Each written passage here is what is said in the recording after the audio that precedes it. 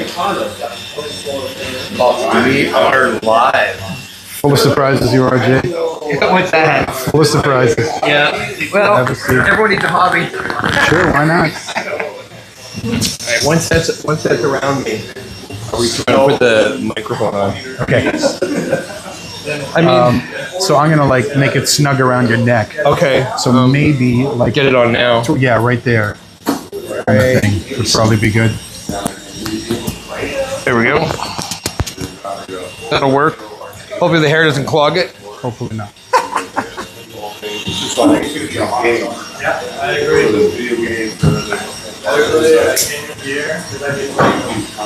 So how did? I didn't think you were serious. This is Yeah, man. I mean, like, it's hard to say who's going to catch it live. So I'm multi-streaming to like my Twitch channel, my regular Twitch channel, to TikTok, which I won't even be able to monitor. So who knows who's going to see it on TikTok. But also, I set it up to also stream on the Swybum HQ Facebook page. Okay. So on both Twitch and especially the Facebook page, we'll save a really high quality recording of the video. Okay. So it can be referenced later. So, I mean, you'd probably be able to figure a way to rip the video yourself, but I could always like download a good copy of it. And if you want to like also edit some content out of it yourself, Sure. right? I may need some lessons from you. Yeah. Editing, I barely know basics, but that's mainly why I live stream, so I don't have to edit. But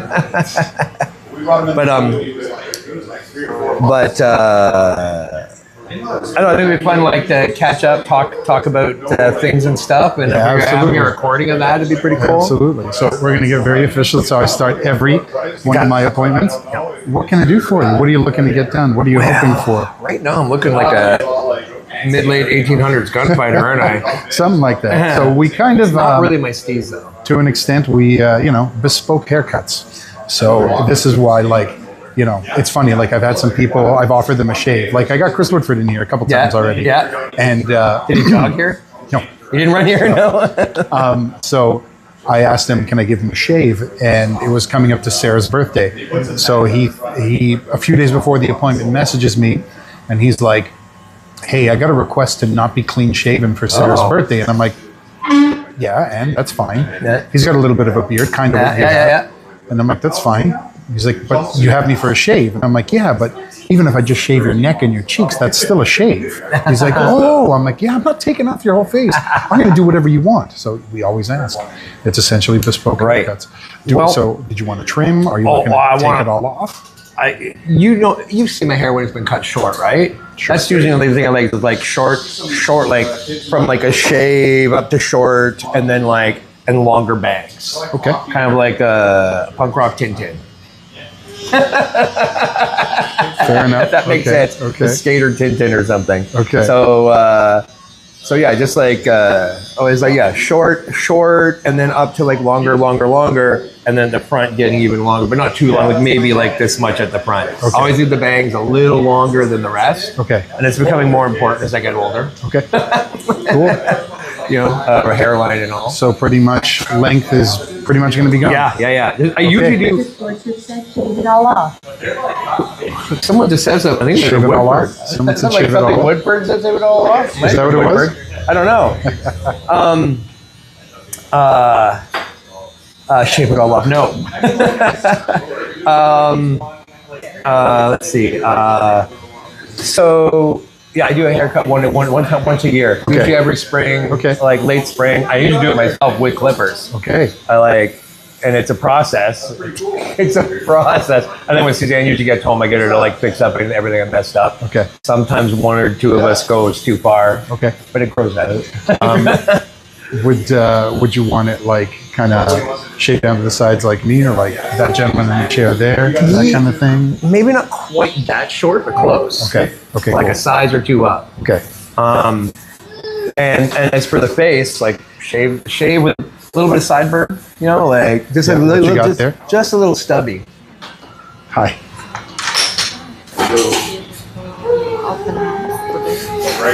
Oh, you just want to leave that here? You just want to leave that here? Yeah, sure, no problem.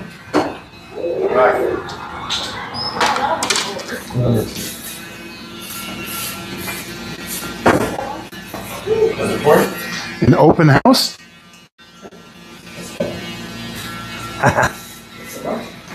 So yeah, a little bit of sideburn, basically what you got now? Yeah, just a bit of sideburn, and then and everything else gone except for the mustache. Okay. And the mustache, if it looks little, sometimes you get a couple little sprigs that get a little longer and everything else. If you feel I'm looking lopsided. So you still want the big length for the mustache? Yeah. Okay. Yeah. I really like it. So just trim it up, maybe give it a little bit of angle. Yeah, and Make you look like a Ukrainian poet. Maybe, yes. Have you heard of Hector Macno? No.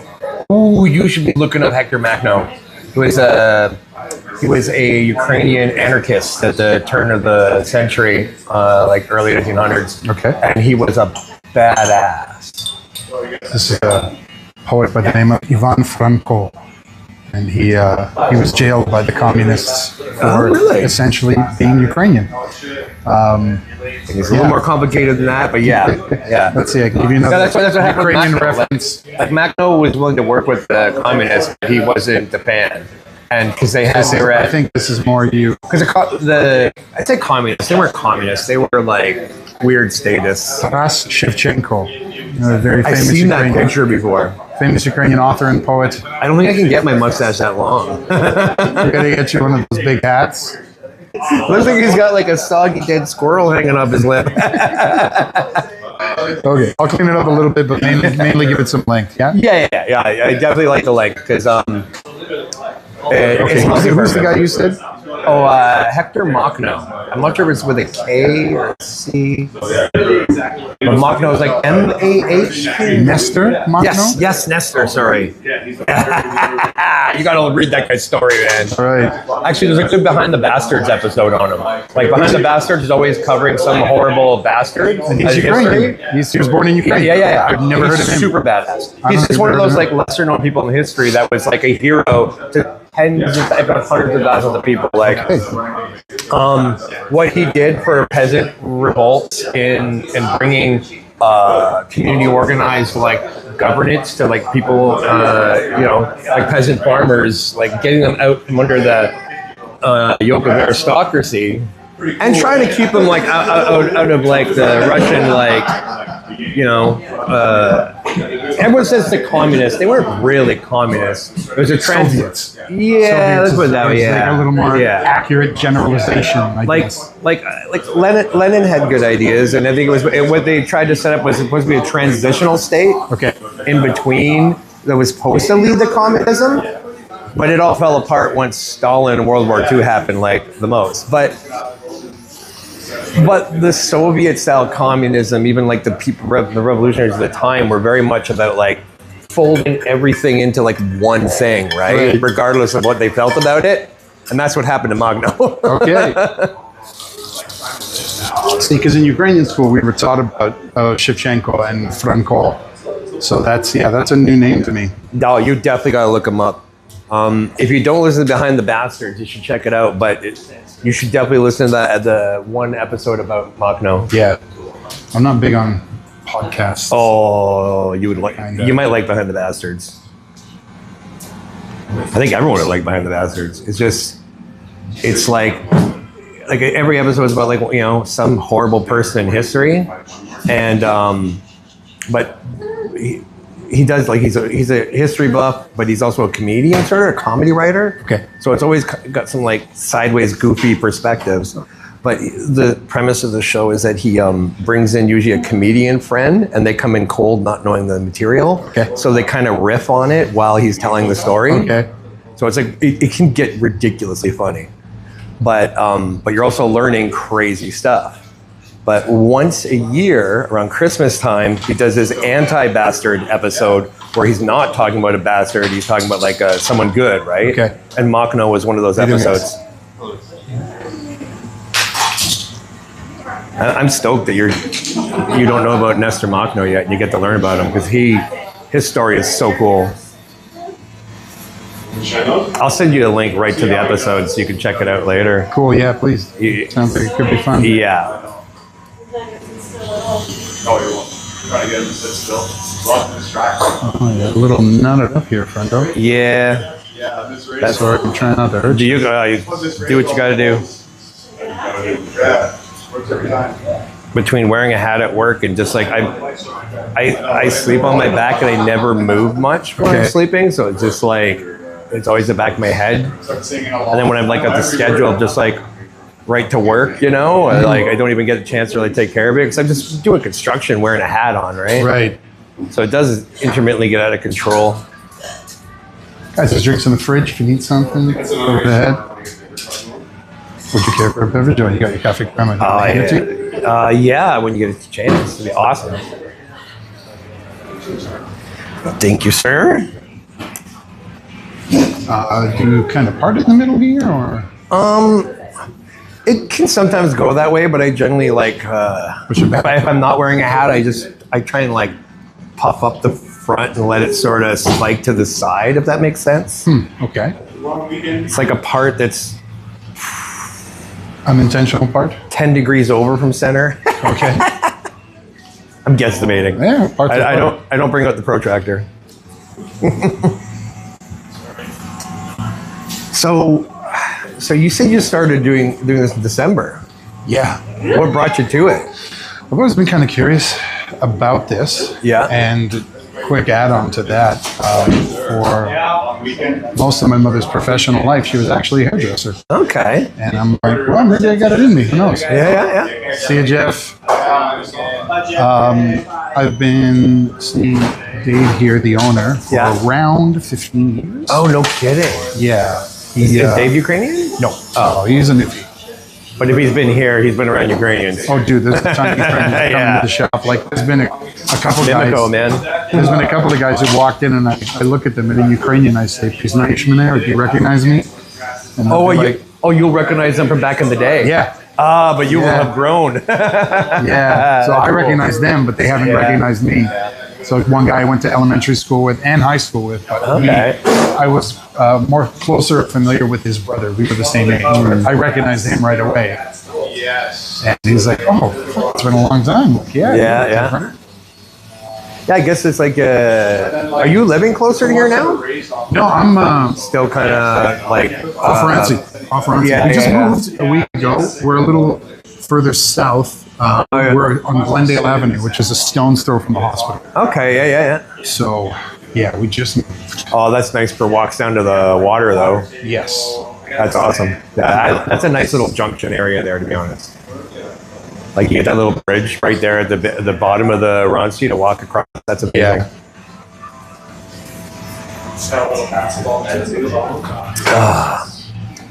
But yeah.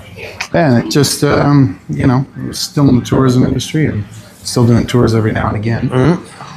But, Are you looking to like retire into this? yeah, kind of, yeah. Need a little bit of a change. The tourism industry is in kind of a weird place. Right. More so the company I was working for was not in a great place in itself, Right. along with this weird place the tourism industry is in. Yeah, it might pick up though because you less Americans, but probably everyone else is gonna come here instead of America. Hopefully. You man, yeah. And then, like I said, known Dave for around 15 years. This shop has been open since 2018, December 2018. So, 7th anniversary is coming up this December. But yeah, it's just kind of something I was always curious about. I like taking care of the way I look. I figured Yeah. I could do this for somebody else. Yeah. And just for a job. I need all the help I And it was can the right get. time. Yeah, basically. Yeah. Oh, that's awesome.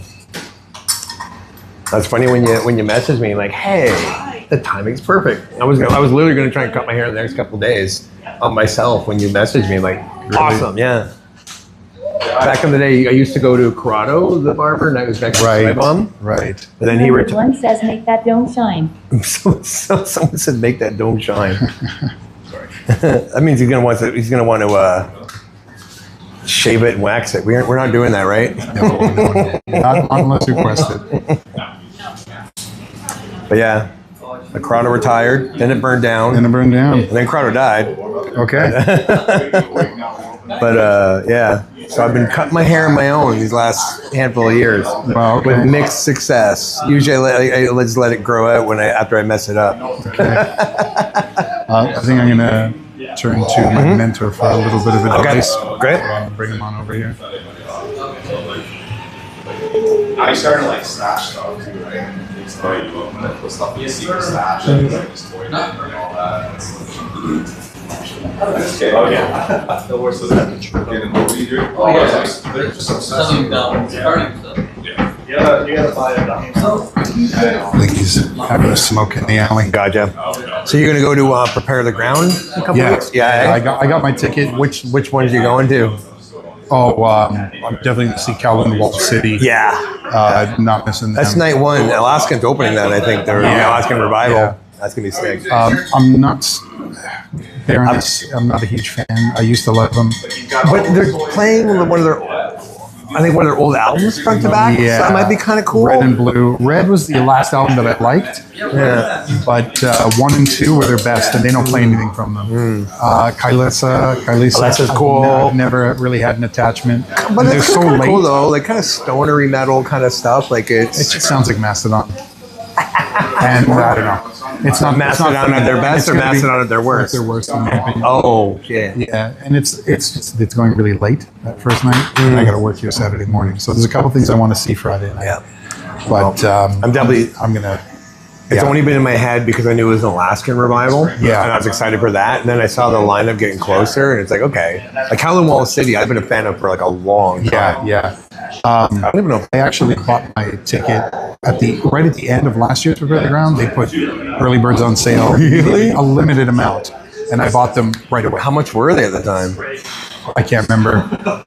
The price is ridiculous. It's like 100 something per night. Yeah. And you can only really see one night's worth of bands. Something Even if per you're- night. I think I paid 160. Yeah. maybe, for the my whole early thing? for the early bird. Yeah, the whole weekend. And I think it's like 100 something per night. And it's a bit crazy, but because you are paying for like, doesn't matter if you're running around seeing different gigs that night, you're only seeing one night's worth of gigs, period, right? But so I don't know if everyone's paying that across all the shows. That is a big chunk of change. That's like like Rockstar prices. Yeah. I go over there and he's like, doesn't even look at me. Yeah. He's like, oh, I'm sorry. This guy over there. He's gonna be home there. What's all this guy? Yeah, what is all the rules at? Sorry, but yeah. I did not. It's a good question. Haven't thought much about it.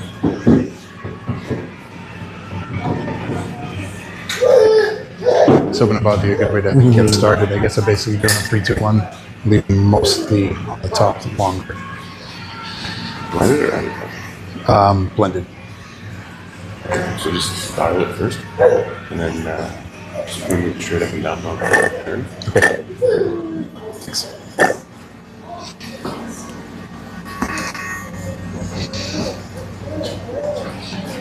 All right. So how much of the front do you mess with here? Like you're saying, you want to keep that a bit longer. Yeah. Like, is it? How I gauge it is like I cut it short enough and then like puff it up and get it about yay long. Like I don't even know. I can't see what I'm doing, but Okay. between 1 inch and 2 inches, whatever. So you want to take out most of. Yeah, most for sure. Okay, Yeah. cool. Oh yeah, when I say tinted, I don't mean like a 4-inch spike coming out of the middle of my head, the top and front of my face.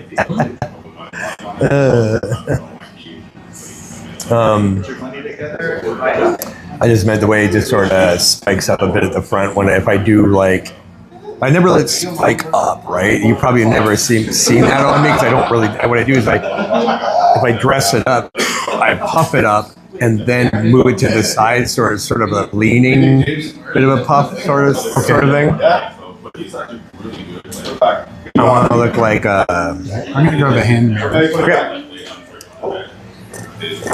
It's 10 o'clock, and then we have like a little routine where my wife. So is this kind of what it looks like on a regular day-to-day? Regular day to day, I'm generally wearing a hat. I'm working keeping the dirt out of my scalp, right? So like this, if I just kind of just kind of thinking of separating it because like Yeah. so you want to get like this to be like short and sticking out. Right? Yeah, and that would be the longest part of my whole head too. Is Right. right. So it's like, if I had to guess, I would say like maybe there at the longest, just above my brow. Okay. Not crazy long at all. And then it would just get shorter as it goes back, sort of. And literally, you know how I do it? Like I would cut everything to get shorter and shorter, and then when I have like this like a rough patch of like whatever left, I would spike it all up, and I would use the clippers in the mirror like a lawnmower and bring it down. It's literally what I would do. Okay, so I'm trying to separate the front from the sides here.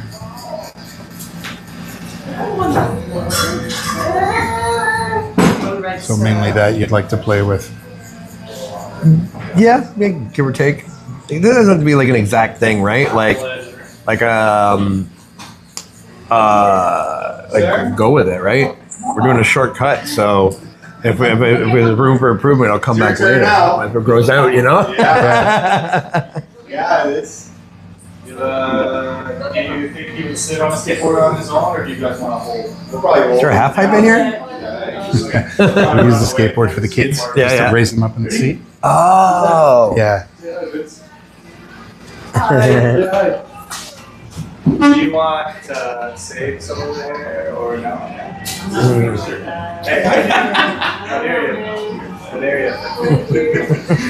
I lost my hair, my vocal cord, and my teeth. If I'm not mistaken, I think No Man's playing on the that weekend too. Yeah, there's somebody else playing at the same time as them that I want to see. I mean, it's gonna be hard to hit everything regardless. Oh man, yeah, it's But if I don't see No Man, I won't cry too much because I saw them at Good Friends last year. Yeah. So not totally angry about that. Yeah. No Man's on at 6:45, and Kowloon Walled City doing their Shallow, North Dakota tribute Oh yeah. at 7:30. So might be Maybe catch the beginning and then head over. What were the two different venues? Lee's and oh fuck, I'm stupid. It's Lee's and Dance Cave. They're right above one another. No way. So you'll be able to see both. Definitely, that's awesome. I didn't even pay attention. Yeah. Okay, that's pretty cool then. Yeah. I like No Man's vibe, and also like that the singer is like she's Palestinian and Yeah. fucking hardcore as fuck. You know, and she has a valid, strong opinion on it. I mean, like a first person Yep. view sort of deal. Yeah. Yeah.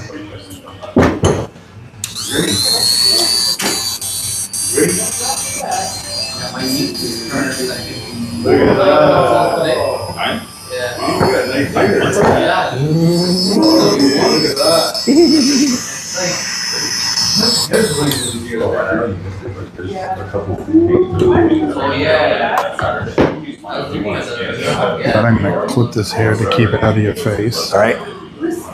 I'm trying to think back to when I was a kid, like when the first time I went to a barber was. I had a friend who has been shaving his head for a very long time because he lost his hair somewhat young. Right. He said when he stepped into the barbershop here, it was his first time in a shop in 30 years. My buddy Rafi. So when he was a kid, his dad took him to a barbershop, and his dad insisted that it was too expensive, and he said, you know what, I can do this. All right. So then his next haircut, his father did it, and I think he let him do it one more time, and he fucked it up so bad both times that he's like I'm just shaving it from here on out, kind of thing, right? Yeah, right. So,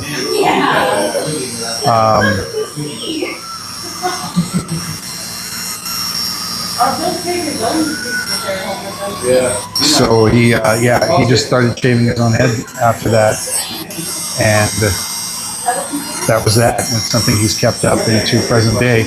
Yeah. So, like, I asked him, I'm like, hey, can I get you to come into my barbershop? I'll take care of your hair. And he's like, yeah, sure. Like, it's matter what do I do? Like, I'm just show up, it'll be fine. And he walked in and he's just like, yeah, it's been like 30 years since I've been in a barber shop. I'm like, okay. But he said he's balding? Yeah. He's balding on the top of his head. Just Yeah. keeps the shaved head. He didn't want to do a skullet though? No. No. He just shaved his head. Can you do a comb over with a skullet? Gave him a straight razor shave and shaved his head too. Oh, and okay. that's that.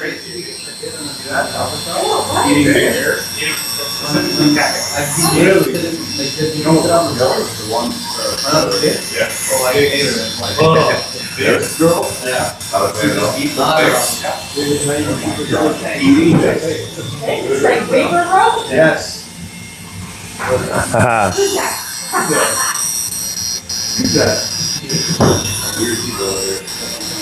And nail polish shop. Okay, one of the women that eat paint.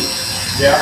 Actually, I saw Jesse yesterday walking home from a job site. I was like, hey, Copco's cut my hair tomorrow. Which one, Jesse? Who? Hardcore Jesse. Yeah, Jesse Robinson. Yeah. I've had him in here a couple times. He said, yeah, Copco just give me a shave. I was like, oh, did he cut you up? He's like, maybe a couple nicks. I'm like, uh-oh. I'm scared. That's it. He's got a lot of real estate, like shaving real estate. You know what I mean? Yeah, I yeah. shaved his head and All the his way face, off, right? the whole skull. Yeah. So it was like, yeah, it was. I've done twice, and the second time was definitely a lot better. Yeah. But yeah, it's. Yeah, it's. It was. I guess I left him a little irritated the first time. Oh, he was joking. He was joking. Yeah, no, he told me. He told me after. He's like, I've got really sensitive skin. I broke out like after the shave. Oh, okay. I'm like, oh, dude, I'm sorry. I wish I would have known. There's alternate options besides. Oh, like- okay. Like we have, like we have a literal like an alcohol aftershave that we put on. Right? Yeah. And Oh, so there's like an alternate to that won't irritate as much. yeah. So, but then we also have like very like lotions that are very. I don't know how to describe it. The viscosity is very thin, right? Right. You know, it's very liquidy. Yeah. So like when you put it on, it's like it absorbs really quick. Right. There's no alcohol. And like it's very soothing. I don't know if you ever used Nivea products, but they do make some great like aftershave clones and the like. And even like a women's kind of skincare lotion for a long time. Yeah, I remember that stuff being around the house when I was since I was a kid. Yeah. I mean, I'm the oldest of 5 kids, so I think like that stuff was around for like my siblings when they're like babies and stuff. Nivea something or other.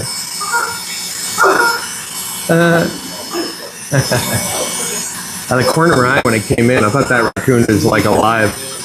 I was like, oh, they have a pet raccoon. And I was like, oh no, it's not.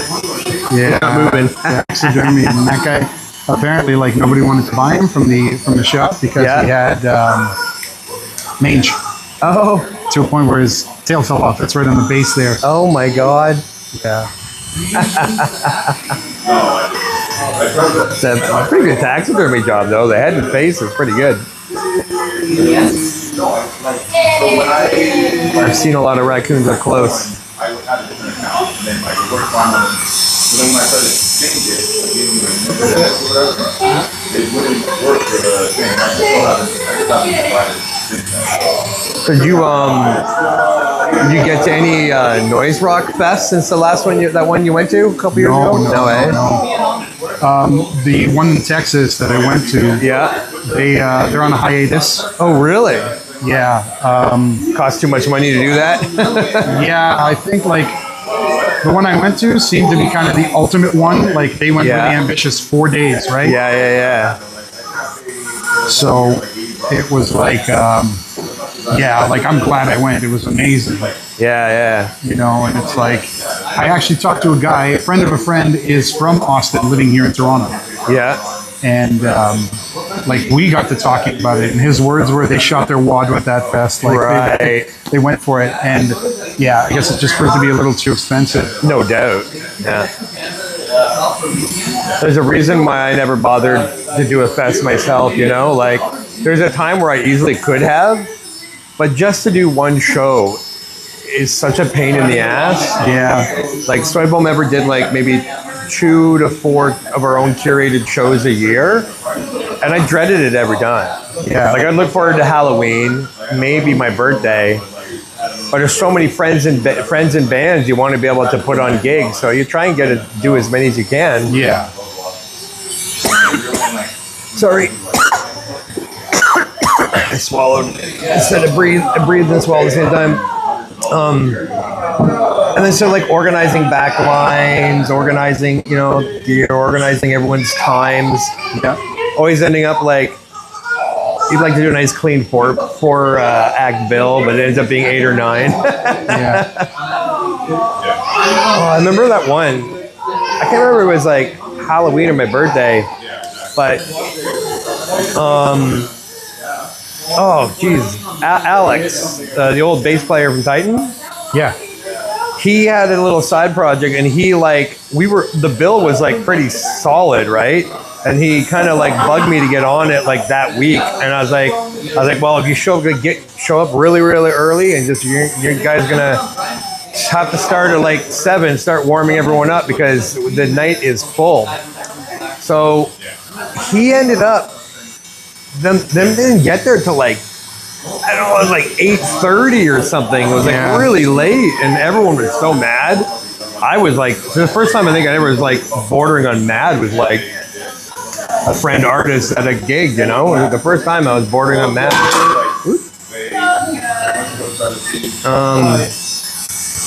But that's the kind of stress you don't want to deal with, because like all the other bands are waiting to play, and everyone's watching this happen unfold. And like, oh my God, we're going to be on like an hour and a half later, like this is going to go to 4 a.m. and everyone's feeling bad for everybody else, and everything's, it just sets a bad vibe. And like at the end of the day, like it was Alex's fault, but I was also like the guy in charge, so it's just like shit, like when he's always messaging me like 5 more minutes, 10 more minutes, I'm like, okay, well, I guess 5 more minutes, 10 more minutes is no big deal, right? Like in for a penny, in for a pound. But then it just kept going on, and you feel responsible. And like organizing gigs is just like that the whole night. So doing a fest? No way. Yeah, it takes a lot. No, then you're like organizing a bunch of bands from out of town, and like having to worry about accommodations for everybody, and like, no.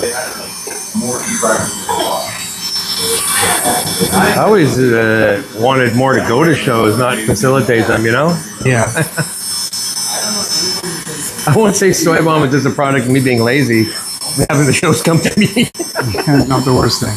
But,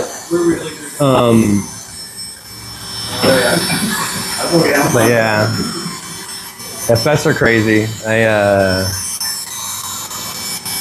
Did you know I have, I'm just looking at that fridge there. I have Corrado's old fridge from like the 50s. Really? It says it was the first fridge she ever bought when he moved to Canada. Really? And it still works as good as it ever did too. A bit dinged up. I think that's just kind of a cool bit of ephemera.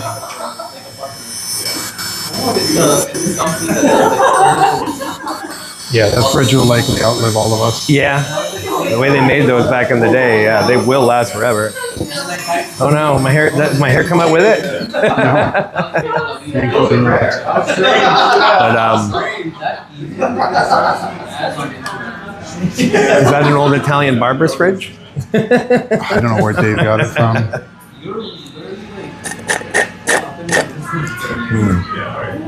Is it really good? Just the quality of the coffee and it's really amazing. Yeah, right? Mm-hmm. You want to take that? Please, thank you.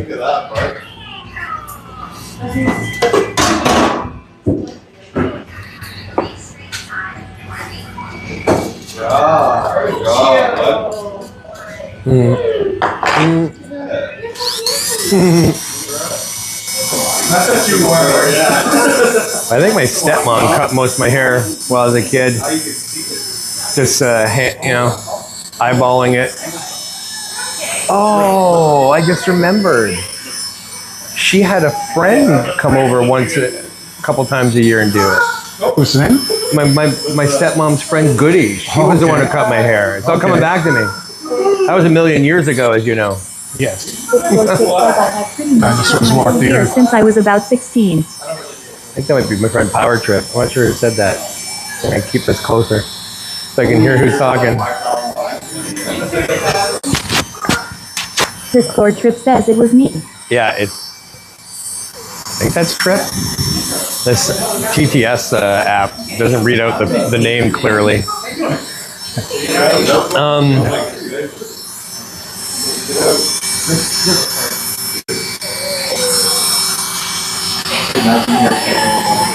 But I moved around a lot growing up. Like, calculated it once. You know, the longest I ever lived anywhere in my life was at Soy Bum. Really? Yeah, that was the longest I ever lived in one spot. I moved 33 times in my life. Wow. That's not always a different town, but a different like location, right? Like packing up everything I own and going to a new location. So that was like 30 something times in my life.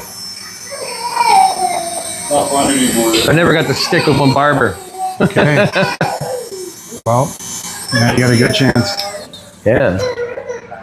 What's going to happen though as I get older and I have less and less hair? There's less work for you, I guess. I mean, considering where you're at now and your age, you fucking got nothing to worry about. You got more hair than me.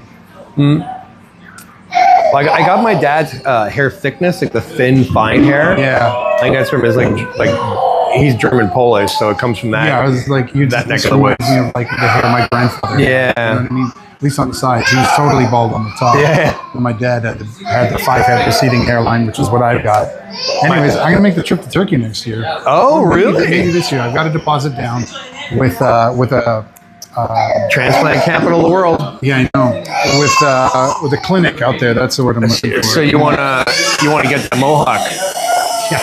Would it be cheaper if you just go for a mohawk? Yeah, no, I kind of want to restore my hairline. I came across a pretty good deal, put a Yeah. deposit down, Yeah. and I've seen pictures of people on their way. They'll be sitting at the back of a plane coming back to North America from Turkey, and like there'll be like 20 guys scattered in front of them. They'll all have like the joke about it. We could like to call them Turkish airlines.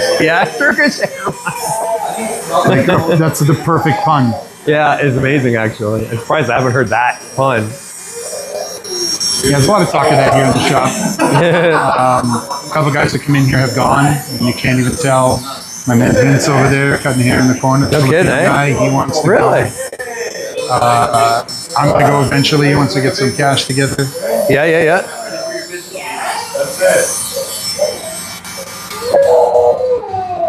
Ready to go talk to the CEO. Around that way, I'll just But I mean, I think good job. the hair is my dad's, but the hairline is probably from my mom's side. And old Grandpa Nick, he did have a pretty solid hairline right up until the day he died. Wait, I don't even know if he's dead. Yeah, I'm not close. That's on like my mom and dad split up when I was 3. Okay. So only really hung out with my birth mother like a few times in my life. Like nothing against her, just don't really have much of a relationship, I guess. Yeah. And not as I found out later, it wasn't because she didn't try too. It's like the politics of like dad having a second wife made it all weird.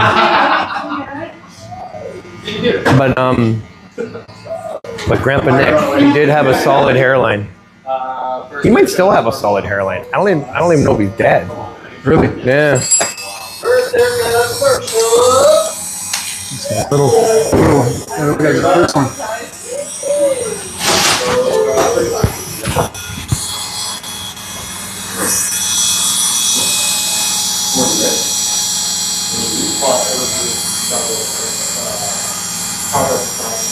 Oh, okay. Well, that pulls a bit. Was it? Yeah. It's so rough.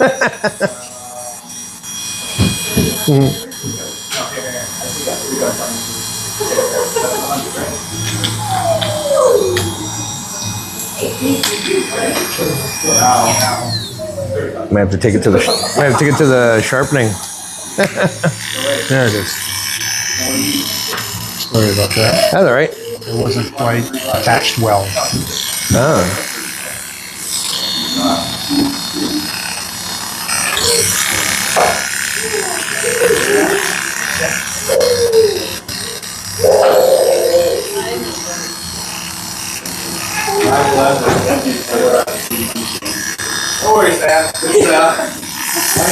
I remember we were hanging out at New Friends last year. You were talking about. Easy. I remember you talking about how, like, old Ukrainian, as you grew up hearing it, doesn't seem to exist much anymore, right? Yeah, it's kind of a dead language. Have you thought about like learning as much as you can? Learning? Yeah.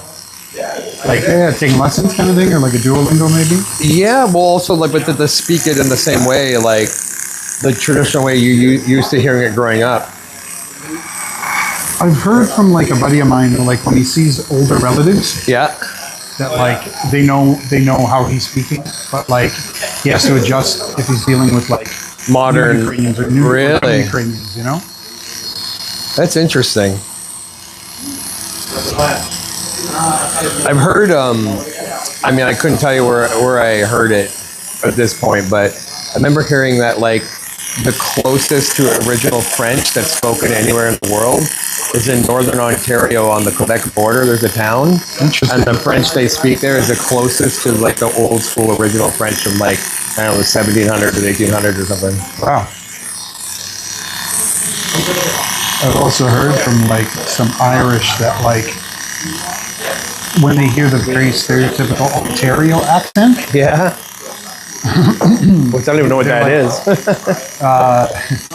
it's like something said like, you know, that's like what my grandparents kind of sound like you guys. Really? So what I've heard that like the Ontario accent is an augmented Irish accent based on a certain year, because there was largely the potato famine that drove Yeah. a lot of Irish out of Ireland, and there were big Irish settlements here, namely Cabbagetown. Yeah, because they yeah. were so poor, Yep. they could only grow food, and these houses on their front lawns, they'd grow cabbage. Yeah.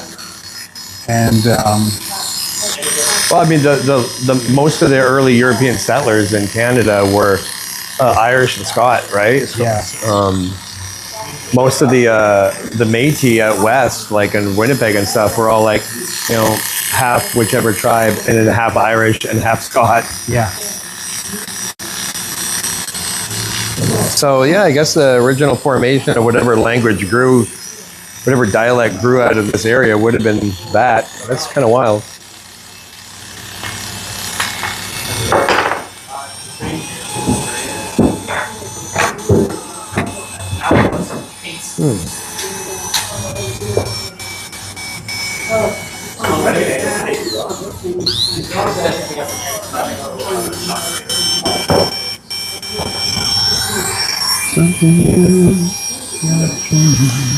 Does are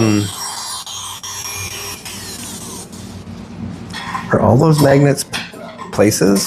Yeah, we've had customers bring them when we've gone to visit places. I even brought one just before. Is that the Texas one? Just before I started working here. So me and my wife went to Ireland for a honeymoon in November. So there's one up the top where it says check. Oh, nice. Yeah, nice. And yeah, I started working here not too long after we got back.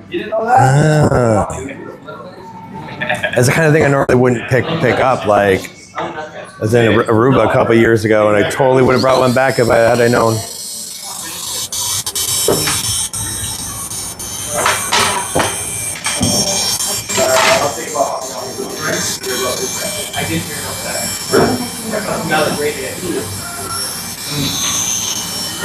The Malaysia one's kind of neat. How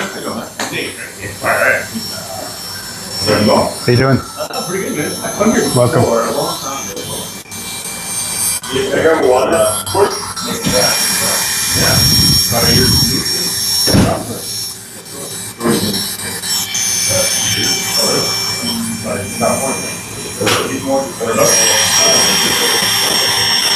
How far away from here did you grow up?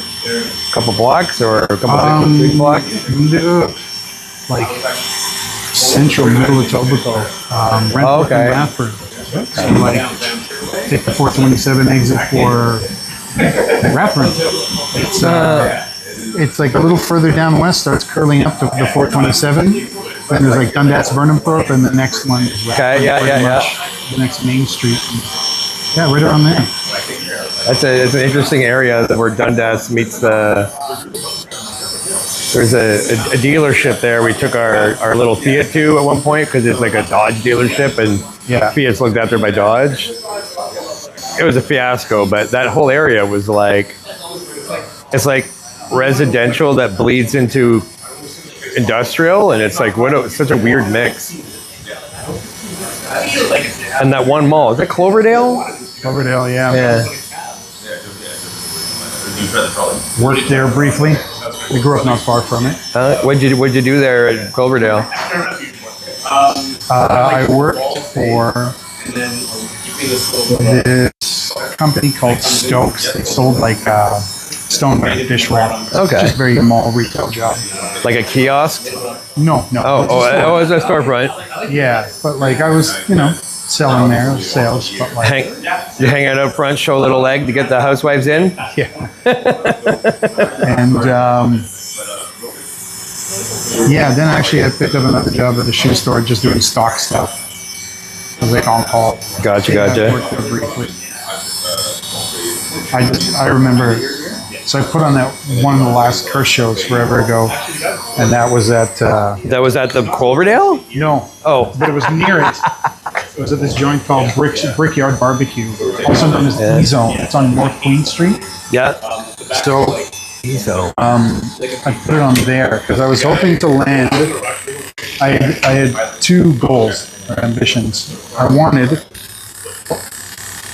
to do a show in Orangeville because at the time I was playing with this band called The Conviction, and they were based in Orangeville. That's funny. So I wanted to get a show up there. But since all the members lived there except me, so Isn't Creeper technically out of Orangeville? Or one or two of the guys? I don't know. Hmm. So A show in Orangeville. Like, is there enough kids there to go to a show? yeah, There is? we were like the only band from there. Yeah. So when we put on shows, people would come. Yeah. Reminds me of Bracebridge, yeah. I know that vibe, yeah. Everyone would come, whether a punk or not. I had Titan play up there a couple times, That's crazy. and they even played up there after I left the band. Wood Conviction definitely played Soy Bomb. It sounds familiar. They definitely played Soy Bomb.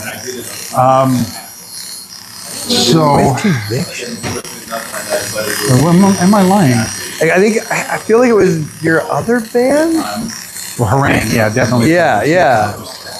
I'm just trying to think of it like towards the end if Yeah, maybe I'm lying. I don't think Wood Conviction played Soy Bomb. see, it's been almost it's 2 years shy of a decade since the last time we did gigs on the regular, eh? Since when? 2016 was the last time we had gigs there. Wow. So we're like we're just almost 2 years shy of our last, like, I'm not counting the last party, obviously, but Yeah. so it gets a bit murky, I'm not gonna lie. Well, anyways, it's yeah, we were based out of Orangeville. All the members were in Orangeville except me. Yeah. So, yeah, tried to do a show up there, but my guitarist was being really flaky about trying to get us a venue. We were also at the tail end of our life As a band? Yeah. So I was like, it was just kind of getting annoying. They weren't really putting in a lot of effort for me. Nah. So, like I remember, like emailing with Colahan, and he was like, he hit me up one day, and he's like, "Hey man, we've got everything confirmed for your show. What have you got for me?" And I panicked. I just panicked. I'm like, I don't want to look shitty in front of Colahan, right? Yeah. So it was like, okay, like, give me a minute here. So I tried for something in Mississauga that didn't work out. Yeah. And then I ended up getting this joint, Brickyard Barbecue, or also known as E-Zone.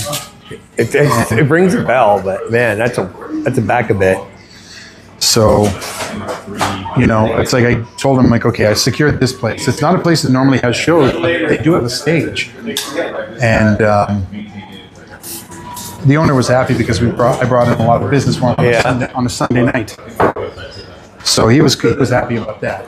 In any case, Colahan was also like, you know, I was a little concerned, like, he's like, it's Etobicoke, but it's still like officially Toronto. I'm like, I tried to get something in Mississauga, so I was kind of hoping this would serve as like the Mississauga show. You know what I mean? We're just so close to Saga, like, you know what I mean? Yeah.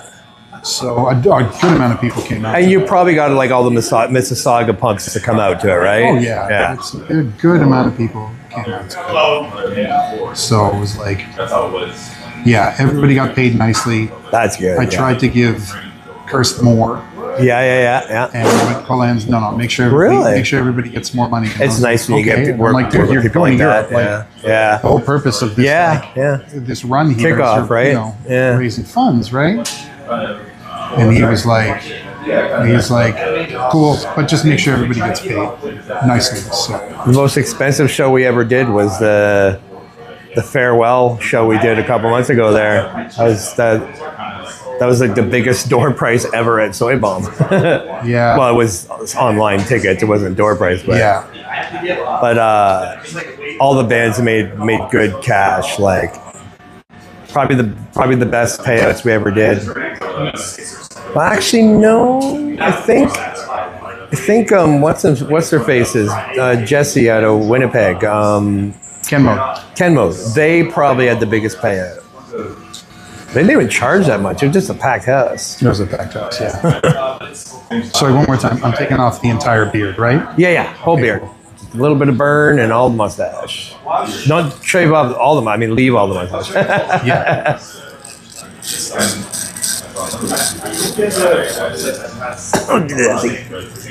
Wait, hold on. I got a cough. I don't want to do that well. No. Okay. All right. Good.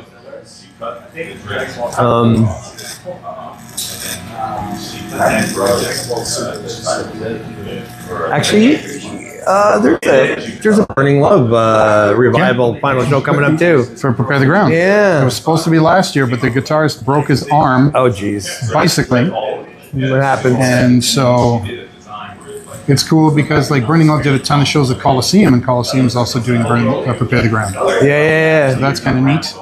I don't love Coliseum as much as I once did, Yep. but I'm not opposed to seeing them again. No. Yeah. You just tilt you to the right little thing. This way. Yeah, perfect. And I was like, oh, yeah. It was never like a huge Coliseum band, but it's like I can, for what it is, like, it's like this is good stuff for that, you know. It's just that thing isn't my cup of tea all the way. I was into the one album called God Damage. I think Ballou did it. Kurt Ballou. Yeah. I think he recorded that one. Between those and different styles, and it's amazing. So, yeah, for sure. That's what's cool about it. Yeah. The Prepare the Ground lineup is pretty crazy, actually. Guiltless. Have you heard them? Sounds vaguely familiar, but I don't know if I actually heard them. Give the album a listen. They haven't played many shows. They did some dates with Coalesce earlier this year, Okay. and those were like some of their earliest shows. I'm actually hoping to, like, if I get any evening spare time in the couple weeks leading up, I kind of want to like do some live streams Yeah, where I go through all the bands and check out all their stuff. Guiltless is one I'm most excited for. Like a new band that's really good. Like Yeah. being straight up with you, like they're new, but they're very like. So, like, I barely get enough time to listen to the stuff I'm like used to, let alone like try new stuff like I used to either, you know, like the life, the day to day is different. Yeah.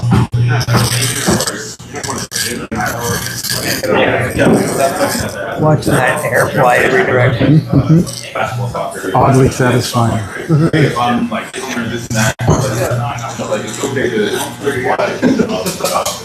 All right, head forward. I started to really bugging me. like looking it up, kind of researching, you can do.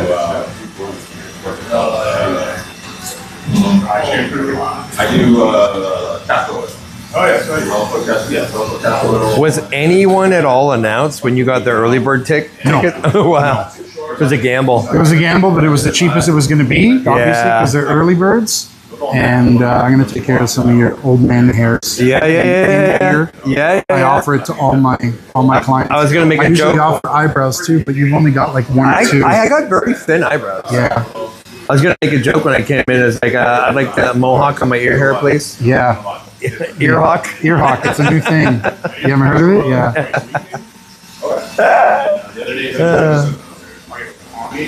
Okay, yeah. Find too much cash flow and it's too greasy. Oh yeah, for sure. That's why like I just did it once a week. It's like I asked So as you're doing this now, like you're apprenticing, do you like hang out and take care of the odd walk-in, or you're doing everything by appointments with like people you know? Right now, I'm an apprentice. It's official, but Yeah. I'm in my very early stages. Yeah. So I'm on the website where you can make bookings, but I'm not available to be booked by the general public yet. Right. So it's kind of a process of making me like a familiar face in shop. Yeah. And yeah, I just have to kind of get up to shop standards. And it's, you know, it's just a matter of taking time. There's no set time for an apprenticeship. Yeah. It's just a matter of getting up to shop standards. Cool. So is that your hand? Nope. Okay. So tilt your head this way. So in the meantime, you like So right gonna now, work on like, all your friends. basically, yeah. So, you know, my boss Dave, my mentor, is like, just I want you to get put butts in seats and, you know, get comfortable with the tools in your hand, get the steps down. There's a very specific, rigid order of steps. Like I don't modify it slightly with you because I was actually not doing any scissor work on the top. The scissor work I will be doing for you, I'm going to save till the end. So right now I've got a lot of long hair pinned up here. But I'm supposed to start with some scissor work. And the whole concept is I have to pretend there's a box on your head and sort of like just kind of sharp line, make walls. And then slowly, like, you know, if I'm doing this with your head, slowly got to blend it in this way. So. Well, lucky for you doing this. You have a lot of friends. You know a lot of people. Yeah, that's for sure. Can you look straight in the eyes? Don't move. You got a shinner? Yeah. I'm used to that. Did that a couple of times myself this week. There's so many restaurants.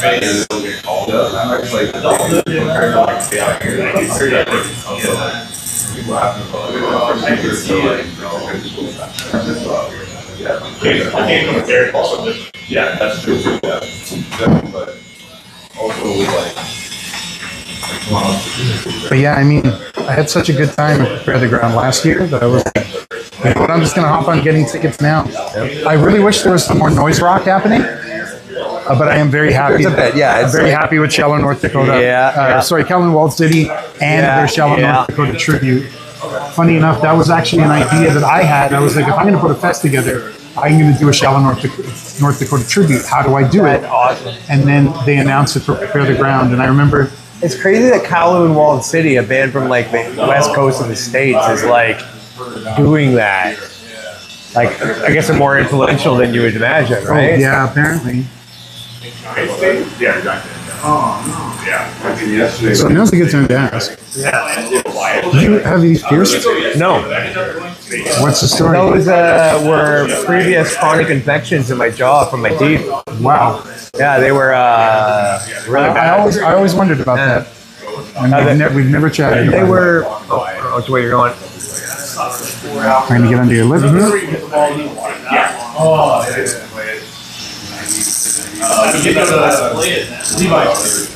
Oh, yeah, the tires.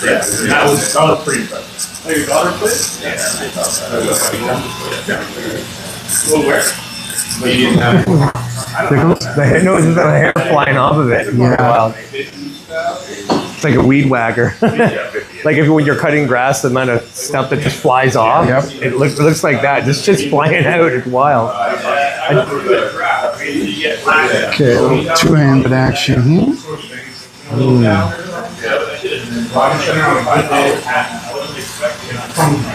Yeah, when I shave at home, I like my left arm over my head to grab my mustache to hold it out of the way while I'm trying to like shave clothes. You ever had a straight razor shave before? No, never ever. I had a buddy, and yesterday was his first time. And I'm handling my own schedule, bringing in my own people, and then when I get up to shop standards, my boss is gonna put me on the site, make me available to be booked by the general public. Yeah. And actually, I just had a guy before you who came in at noon, Yeah. and he is. So we have a towel service that comes, Canadian Linen.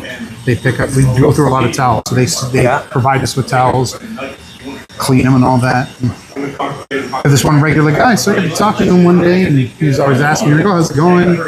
And I was like, "Going for a haircut." And he's like, "I'm going to take you up on that." So today actually was like the second time he came in to get his haircut by me. So he's the first like non-friend, like an actual stranger whose hair I cut. So that's been kind of unique. It's interesting. Yeah.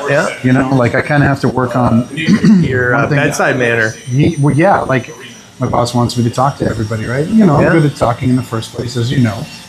It is a social thing doing this, Well, I mean, it's like when I came in here to ask for a job, he was like, "You know what? I can teach any idiot to cut hair.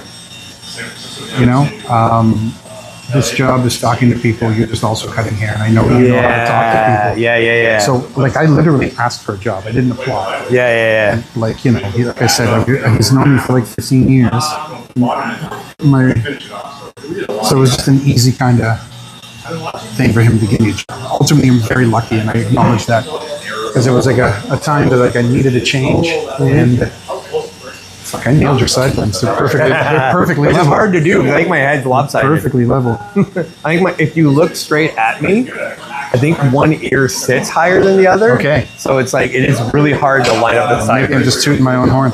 So just a little bit off the top of your mustache, bottom of the mustache there. Just whatever you think makes it look clean. Like, I don't want to really make it shorter, but if you can make it look cleaner, if it's possible. Like sometimes some the odd hairs stick out further than the others, Some hairs are just stronger than others. Okay, shut up for a second. That grows in like very different directions. That's the thing with mine, like you said, that kind of texture in the hair. Yeah. Some people you can make it. Some people I just hope that they can. But I like to go to a person who did the other weekend. Like, essentially, you know how it works. Yeah, exactly. So like now I know you're going to come to me every day. You're like 6 or 8 weeks. It's so bad.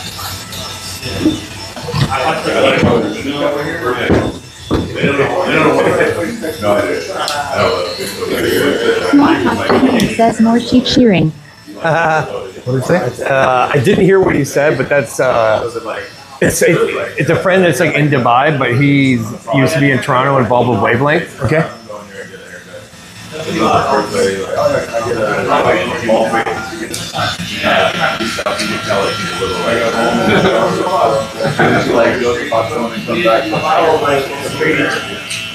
Our champion says looking good soil. All right. What did you say? Thanks, small guy. Said looking good. Thank you. He's not one to throw around compliments either. He's usually dissing me all the time. Hey man, I'm trying here. I listen, considering what I've got to work with, this piece of shit here, Champion says it's very rare. You're my first octogenarian. Wait a second. He's 80-year-old. Oh no, you're not hearing things. That's your hearing's going with your age.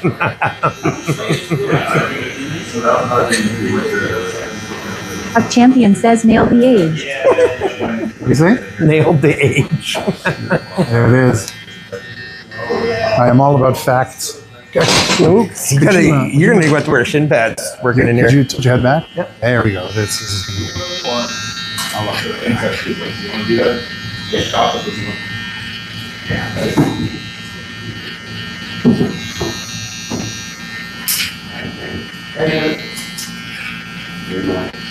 Pretty good, yeah. First day back.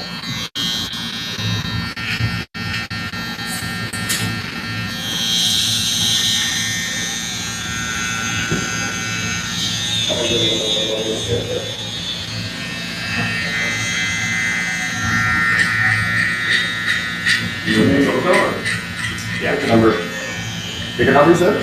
Yeah. From 110 to Yeah, just stop through what? Dave. for that whole section. No, right across from this, yeah. I'm such an idiot. I should have did a before picture. Yeah. We also need soccer players here, so. Really? Yeah. What do you do? Just go right over there. Lakeshore and, Arthur. I did have like a winter beard.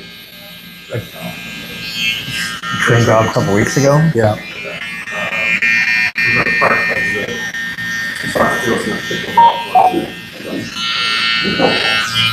And essentially like a bear emerging from the cave, you know? I'm just like, this is the winter. Don't let them do anything to myself in the winter. Four games. You want to show that one? Champion says the before picture is every previous video on demand. Connie, let's pick a ball. Oh, yeah? No, I'm not gonna get it yet. She made sure we got on set this week. I'm gonna get some wax in your mustache later. Ooh, nice. They've got a proper duster right now.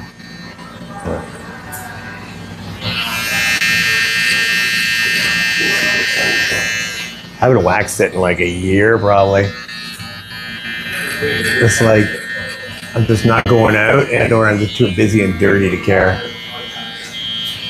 I should wax it when I go to work, though. Yeah, why not? You gotta flaunt it. Especially now, season of renewal, springtime, man. Yeah. Sun's out, guns out. But I think, like, you know, just being like, you know, rough work.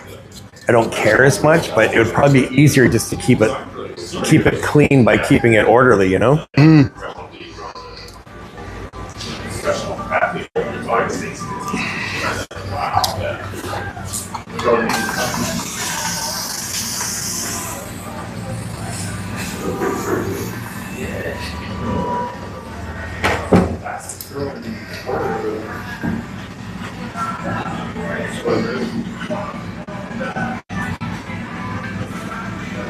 It's amazing, man. How do you do that? There's a couple guys that I do that. So no destination gigs coming up? Decimation? Destination gigs, like going out of town to see something or going to the States? No. I went to see Snapcase in Buffalo. I was going to ask you about Snapcase, actually. That was February. My wife, Kelly B, has become a huge Snapcase fan. That's interesting. And yeah, she grew up in like a very different scene. Like she likes a lot more traditional metal, which is kind Yeah. of like some power metal, some corny stuff. Yeah, right. You know, she loves Rammstein. Like, that's her favorite band. Okay, that's a far cry from You know, Snapcase. yeah, like very different from what we're into, right? Snapcase is one of those bands that like skirted the mainstream back Yeah. in the day. Yeah. But they were very close to the DIY hardcore Yeah. metal, right? So it's, you know, I've opened her eyes to a lot. Like, Yeah. she's, you know, that's one thing I'm really grateful for. Like, we have very similar tastes in music. Yeah. So it's like, yeah, she's become a big Snapcase fan. And a few months ago, she's like, she stole one of my Snapcase shirts to wear. And I was like, what's up? What are you doing? She's like, I've started listening to this band. I love it. That's awesome. She's like, if they ever do shows, we got to go. And I'm like, Kelly, you know that they're broken up? And she's like, fuck. I'm like, but they do play the odd Buffalo show. Really? So, In Buffalo? That's not even that far. yeah, well, that's where Why? they're from. Why? But That's where they're from. So they're just all hanging out in town, like, hey, let's do this party gig or something. Yeah, they'll book a bigger venue too. So anyways, I was Locals like, hey, only, Kelly. man. That's crazy. I was like, hey, Kelly, there's a Snap Case show coming up in Buffalo, and my parents live in Fort Erie, which is Yeah. right on the Buffalo border. Yeah, that's interesting. So they've been there for about 15, 16 When's the last years. time you went across the border, though? Me? April 1st, I drove to Detroit for a surprise for Kelly's birthday. What was that? What was that like going over? Dead. Well, yeah, There was nobody at the border. but not too much hassle. No hassle. Okay. And I even like threw them for a bit of a loop, right? Because I didn't tell Kelly why we were crossing the border. Oh, I hid the tickets. I kept them as a secret for 6 months. that's crazy. So when we pulled up to the border, it was like citizenship, Canadian. Where do you live? Toronto. What's your purpose of coming to America? We're going to Detroit here for a concert. And who are you seeing? Looked at my wife, looked at the border guard, Deftones. She just turned red and started giggling. She loves them, right? yeah. I do too, but she loves them. Can't believe Deftones are still doing gigs as well. So it was like the border guard kind of gave a look, like, and I was like, this is a surprise for her birthday. She had no idea why we were crossing the border. Yeah. So, you know, she's like, oh, congratulations, happy birthday. Yeah. You know, that kind of thing. So that was nice. That's pretty cool. And just let us go. Like it was nothing. Yeah. They gave up on Labor. Yeah, this kid still goes to, The 20,000. A champion says the more Snapcase fans, the better. Also, right. well done with the surprise birthday gig. There you go. What's that? He was saying more Snapcase fans, the better. Also, I think he said good job on the surprise birthday gig. Cool, thank you. I pulled it off. She was Yeah. extremely happy. Her birthday was April 25th. And when the tour was announced, when the Deftones tour was announced, there was no Toronto date. Yeah. The closest date was Detroit. It's a And bit of a hike still.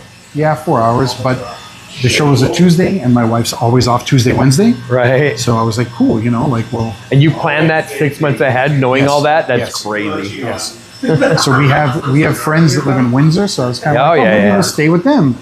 But it turns out like a bunch of other friends of mine got tickets to the show, like Jules and his partner. Yeah. Oh, Laura. right. Wait, Jules is in Windsor? No, Oh, okay. but we decided to skip the Windsor part and stay in Detroit. So Right.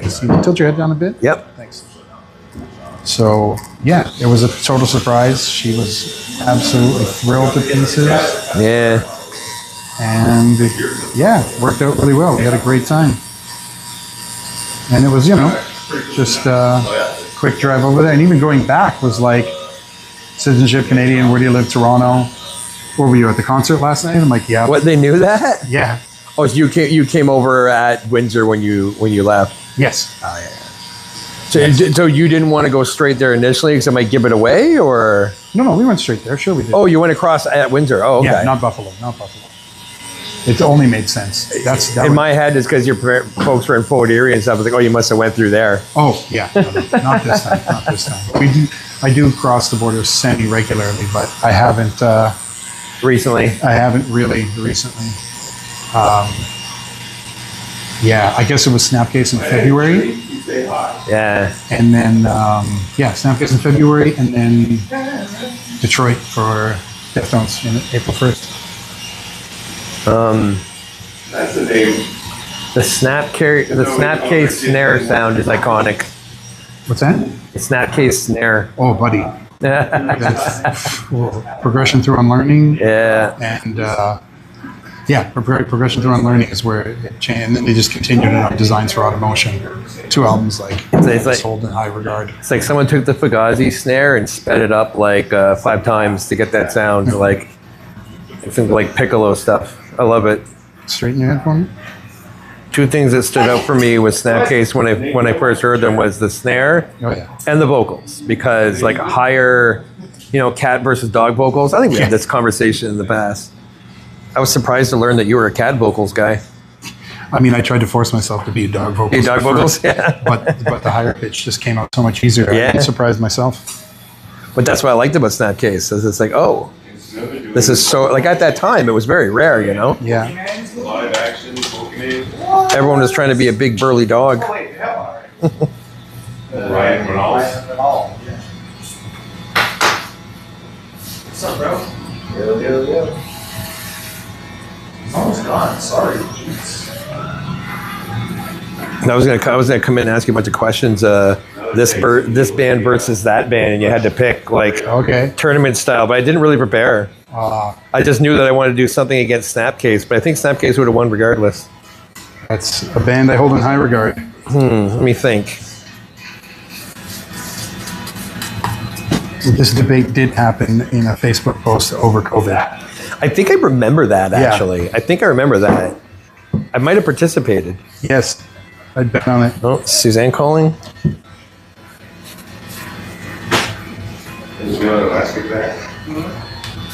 Suzanne, you're on watch.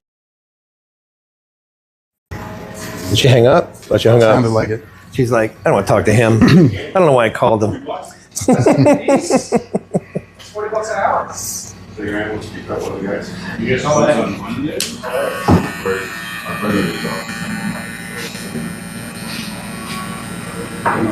Dewey says this the Barber Deadside update. Looks neat.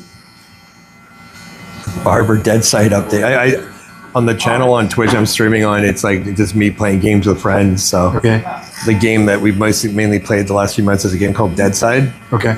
It's like a survival shooter type thing. This is the Barber update.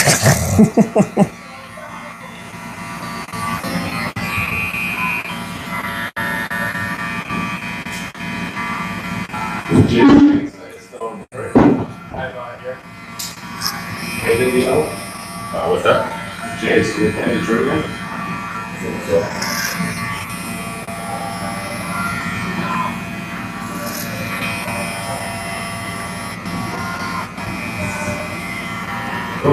So how much older hardcore did you listen to? Like stuff from like the 80s? Not much. I've gone backwards to it, but even still, it's like, you know, the stuff. I mean, like, I definitely very much like Black Flag. Yeah. I've really been intrigued by Fugazi as of late. Ah, interesting. You know, like post-hardcore kind of appeals a little more to me when it comes to the 80s. I mean, Fugazi, I think, is very post-punk. Yeah. And it rides that, like, that cusp of, like, post-hardcore and hardcore just because of their associations. Yeah. But there's very few, I think, Fugazi fans who would form a band that would be like Fugazi. Most Fugazi fans, I think, tend to lean more to the heavier stuff, if I had to guess. Yeah. I mean, I did see Coalesce do a sweet Fugazi cover once. Which song, you know? Repeater. Oh, wow, really? Yeah. The song's so disjointed, right?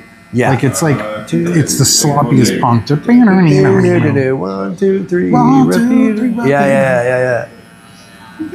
So it kind of translated. Interesting. Coalesce is like adapted quite a bit over the couple decades too. Like, oh, have you heard Idle Airs? which one? When was that? So that's actually a new band. Oh, Sean, the singer of Coalesce, has. He's got like a sludgy doom metal band called Idle Airs. They just put out an album called Life is Violence. I got to give it some more time. Yeah. But I like what I hear so far. I just got to listen to it a few more times, I think. Well, I'm looking forward. I mean, you say like sludge doom. I mean, it's automatically I'm 1 foot in just with that alone. Right. Let's go. Yeah, I'm excited. Oh, sing it? Sing it. Sing it. You can just say it. No, I don't know. Sing. What is the Pledge of Allegiance to the flag of the United States? To the republic for which it stands? Why am I Canadian and I know this? Yeah. And we're bombarded with American media, right? Well, I do remember. It's a lot. Nate here's an expat. He's formerly American. Formally. Well, he hasn't fully become Canadian yet, but ask him. He's happy to be gone, and he identifies as Canadian. I like to joke that so his name's Nate. I'm like, he's got to say that he's Canadian. Canadian.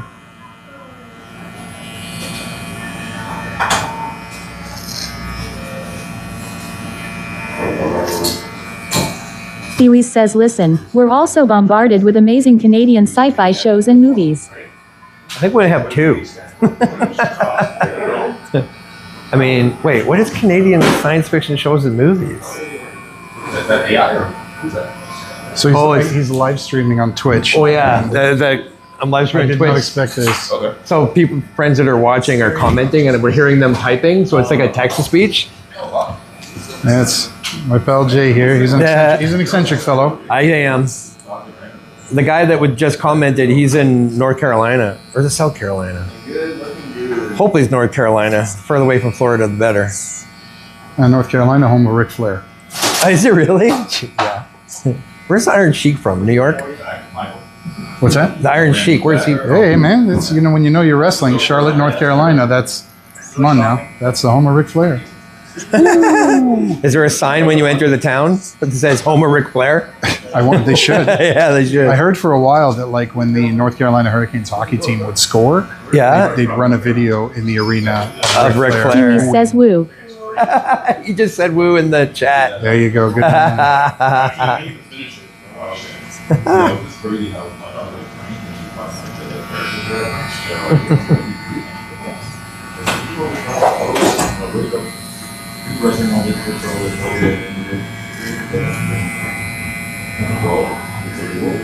So I've been listening to the new Propaganda album bunch, which is Yeah. amazing. But it's crazy since I paying more attention to Propaganda because of the new record. Yeah. I keep going back to the second one, like Let's Talk More Rock. Like lyrically, it's so like more relevant now than ever, and so like all the stuff they talked about then was relevant then, but like things got worse. Yeah. And it's less like, when you think back then, and you're not one of the people like directly suffering because you're not like saying a strong minority class. Right. You're just like, you understand it and you agree, but you don't see it, right? But now, like, you just see it everywhere. And it's just like, goddamn, like they were on top of everything like almost 30 years ago. Mm-hmm. Yeah, so we started watching the beginning trials.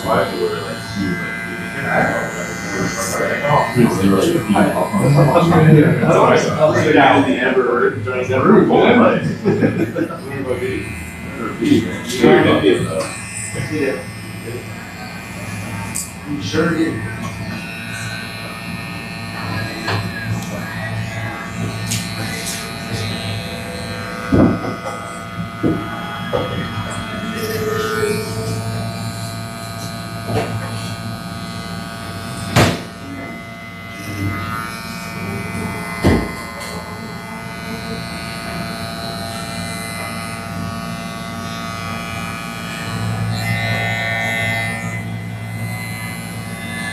It looks like they're all facing the center. I'm surprised. Yeah. Did you ever go to Ric Flair's hometown? No. No way. I have never been to North Carolina. Went to South Carolina once as a kid for a little bit. Yeah. Went to the beach? Yeah, Florida Beach, basically. We were, me and my family were like, every year for 2 weeks would drive down to Florida. Yeah. And we spent, I think, a week or a few days anyway in South Carolina, Myrtle Beach, just to do something different. Yeah. One year, because we did it many years in a row. Like, I want to say 7.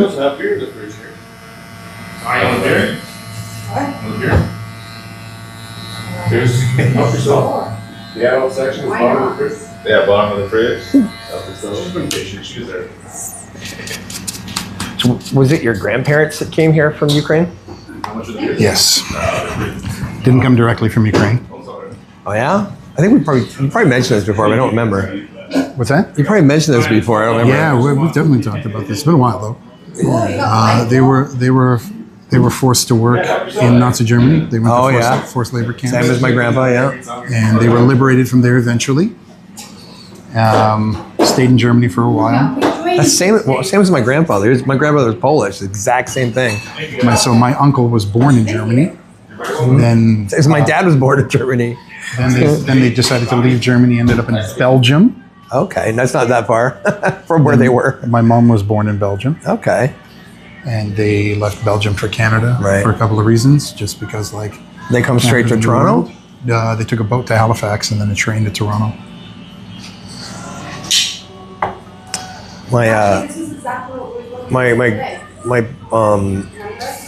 my grandma was from Germany and my grandpa was from Poland. Yeah. And he was, I guess when they went to Poland, like their thing was they took the first son or something and put them in labor camps or something. That's how my dad. So that's what it was. And apparently, they never talked about this. I kind of got half a story from my mom once, and it wasn't even directly to me. She was talking about it with some of her family friends, right? Some people more her parents' age. And teach her a little this way. Yeah, my dad barely knows, to be honest. So, they never wanted to talk about it. They just they were so happy to be out of there. They just were like, we're never going back. We're never reliving this, So, but it's just like I never got the full story. But yeah, they take the oldest and put him to work. Yeah. And I guess my grandmother lied and like to save her sister, saying that she was the oldest. Oh, really? And I think my grandfather did something like that, the same thing. Right. They both had like 5 or 6 siblings each. Yeah. I mean, that's how everyone did it back in the day, right? If you were like working peasant class, like you didn't know if your kid was going to survive the winter, Like everyone had tons of kids, especially if they're from a farm family, right? Which I think my grandfather was, but when the Nazis came, they took him and they put him to work on a farm in France. Yeah. And the war, and then he went from there. He did go to a camp. He was in one of the more extreme camps when it ended, and he found himself in Mannheim, Germany, and there was a lot of work in Germany post-war because of the Marshall Plan. Like the reconstruction of Germany at the end was big. It was huge, and there was money to be made. And my grandfather ended up there.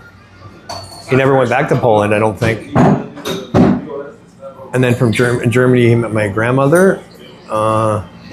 Within about a couple years, my dad was born, and then they ended up in Canada because they went straight to Manitoba, where it's like a huge Ukrainian farming population. There's a reason Midwestern Canada is covered in wheat fields. Yeah, Ukrainians. And my government would advertise free land in Canada, but they didn't tell them that the land was shit. So they'd come here, get all these plots of land, and they had to work it because if they wanted to survive, make money, they would do what they knew. It's like, well, pszenica. They did it. Plant wheat. Yeah. And so that's why there's wheat fields. And you go to Manitoba now, it's like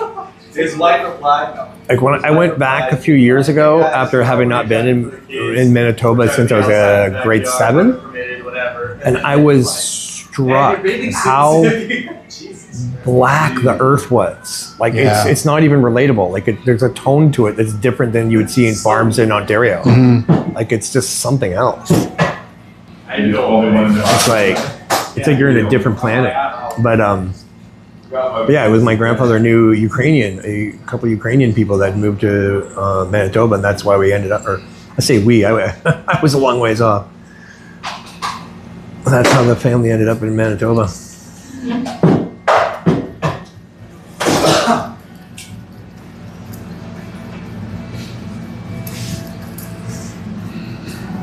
And I vaguely remember. You remember those like heritage moment? There was one about the Ukrainian Easter eggs back when I was a kid, and then talked that like. A champion says a boat from Belgium to Halifax. Even in this day and age, that's quite a trek. Yeah. Because Belgium is landlocked. I think he's making a joke. Don't they have canals?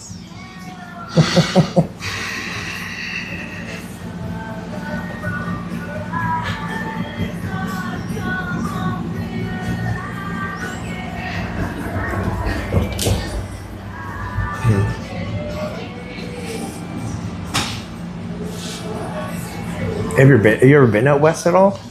Yeah, I drove across all of Canada in 2008. I used to work for this marketing company. We did a video game tournament. We visited 10 cities across 11 weeks. That's wild. Yeah, it was something. Okay, I'm going to bring a hand here. Yep. And let me take a look over the dog.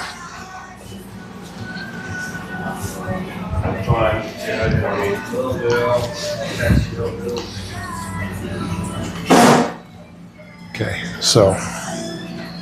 A champion says Belgium isn't landlocked. It borders the North Sea. Does it? Oh, okay. Never mind. What do I know? So I mean, it's definitely going to go shorter because right now I'm almost looking like that dude from Fifth Element. What's his face plays? Gary Oldman. So, yeah.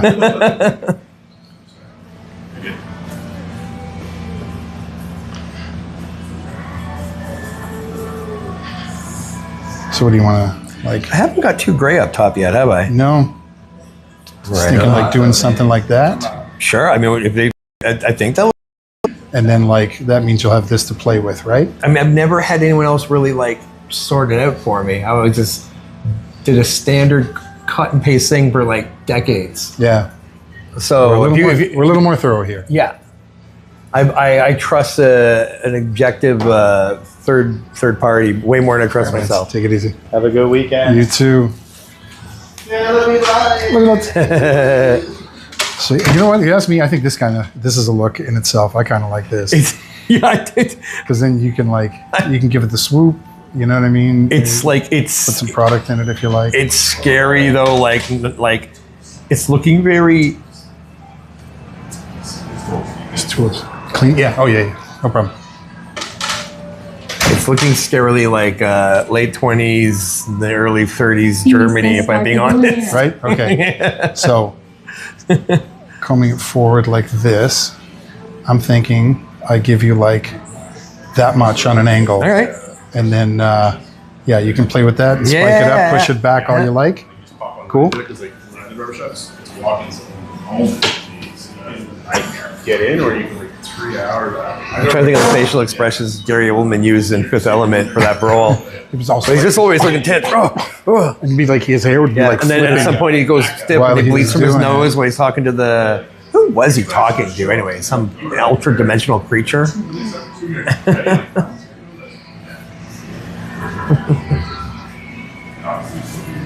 Pee-wee says such a good character.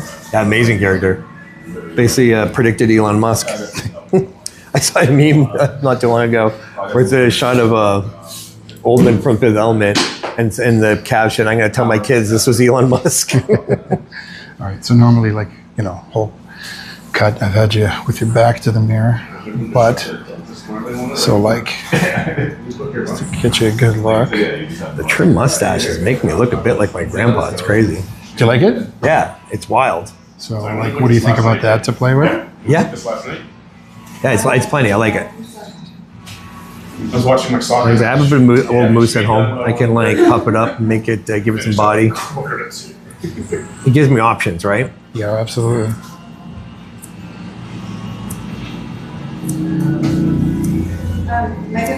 Octogenarian.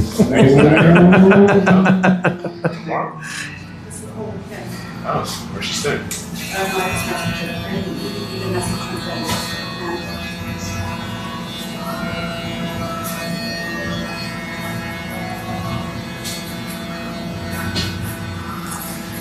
I can't remember off the top of my head who are the bigger names for new friends this year. I already got my tickets, but I don't remember. I'm not gonna lie, I'm a little disappointed with the lineup.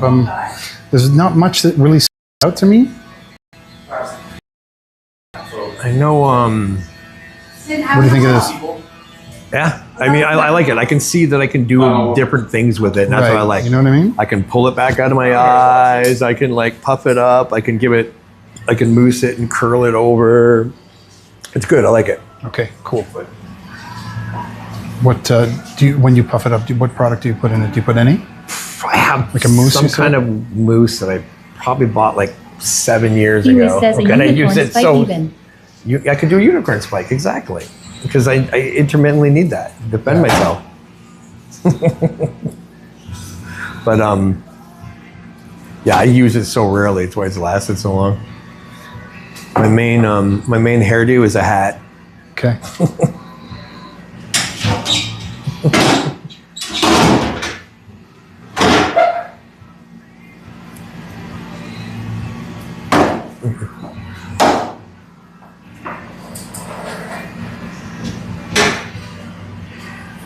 What time is it open during the week? Tuesday to Saturday, 11 a.m. to 7. So you Okay, you guys, feel good about that? yeah, I like it. No, it's good. I got no complaints. It looks nice and smooth, nice and clean. I mean, there's no way I'd ever bring the mustache in anyways. I'm just, you do this and it's a bit scary as it's right now. Wait, let me.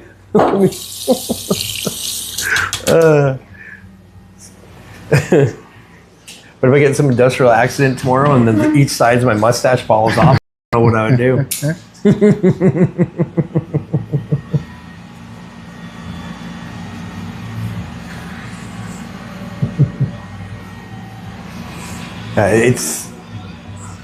I've never done kind of a traditional shaped mustache like this before. I've always been like the Wild Bill Hickok or something, and like it's kind of, it's interesting. It's like I kind of look like my grandpa a little bit. Good.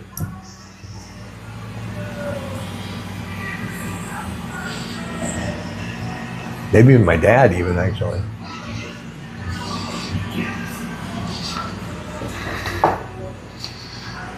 All right.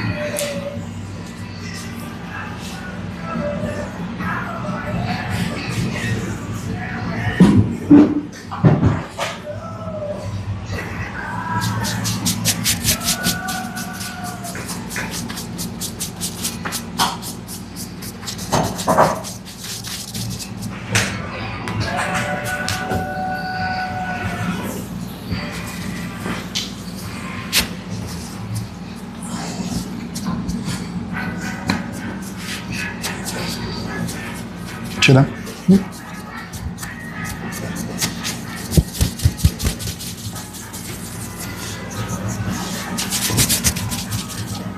So how many times in your travels have you seen the Wawa duck or the goose? Is it a goose? It's a goose, right? The which? Wawa. Have you driven to Wawa? I guess you haven't. You remember the goose. It's this ginormous goose statue. Okay. When you go into Wawa. Yeah, I don't think I've ever been to Wawa. It's not right on the Trans-Canada, like on the main route, but you have to pull off to go into town, so you don't see it right from the highway. Okay. But Wawa is also kind of the, when you're coming west to east, it's kind of the first major population center you come across. All right. So it's, they have a thriving motel industry.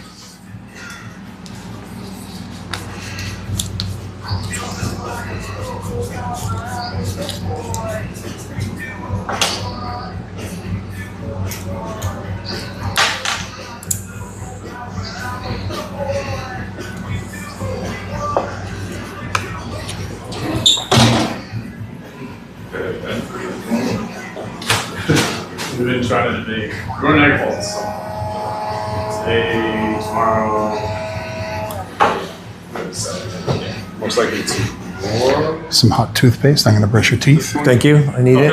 Yep. Whoa, what is that? Shaving It's cream. hot. What the heck? They've got a machine that sort of churns it and froths it up. What? And heats it up. It's an old school machine. Really? See it right there. Neighbor's just using it. Today after this, we're just go grab Huh. groceries, around. So it's constantly like churning it. That's crazy. It's like it's aerating it. So it's putting bubbles in it. You know what I mean? Yeah, it's weird. I didn't know such a thing existed. Oh, it's pretty common for barbershops, at least like the classics. That's wild. Champion says, oh yeah, those old school foamers are very cool. Indeed, they are. Is it edible? No, shaving cream. I don't know. We just like to joke it's toothpaste because it kind of looks like it. Oh yeah, that's gift shop. Yeah. $10.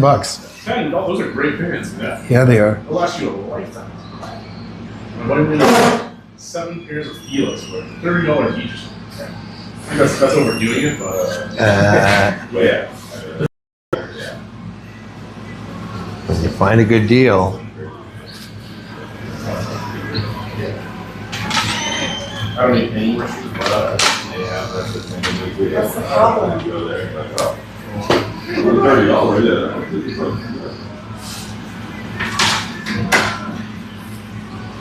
That's golf shirts from New York. I'll put it in the herd. You should probably get money there for me. So is that your own like custom straight razor, or are you using a shop razor? Oh no, it's a shop razor. Every customer gets a new blade, Yeah. so they're interchangeable blades. Really? Yeah, it's illegal to have like a. Oh, the one old single school blade from style. this- Yeah, but I knew we that. do actually. have like the old thing here where you. Yeah, We don't use it though. It's just there for show. I forgot about that. I remember the guy next door, not Corrado, but the guy that took over the shop for a while. I remember him telling me that. Yeah, okay. Like, takes the key home. What's that?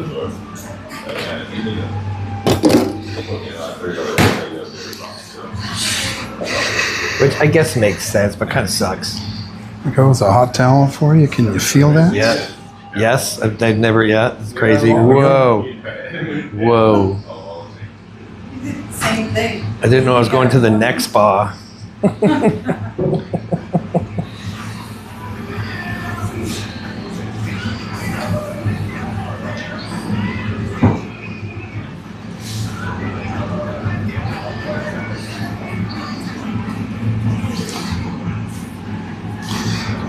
It's a surprise when you turn A champion says, is this Soy's first time at a barber shop?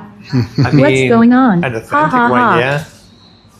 I mean, I normally just did my own stuff, small talk. Oh, I you did, got your faux mohawk? Yeah, Mohawk. did It's nice and round. did my own stuff, and once or twice maybe went to Chinatown and got a $5 cut. Yeah, everybody sits down and gets the same cut basically. Yeah, an upper middle-aged Chinese woman who barely speaks English, Yeah, because like one side's fluffier than the other, right? who's not understanding what you're saying. It's when you're trying to describe what you want. Oh, I understand, yeah. This one's very, Do you lie on that side? Is that why?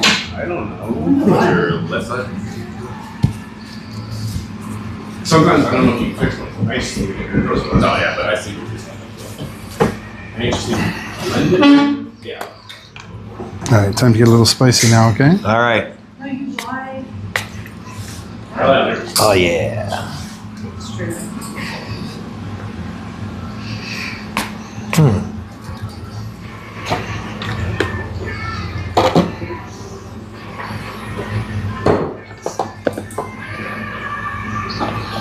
It's like spicy peppermint alcohol.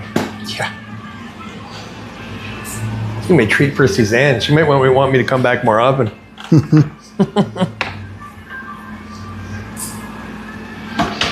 I just really wear my hair.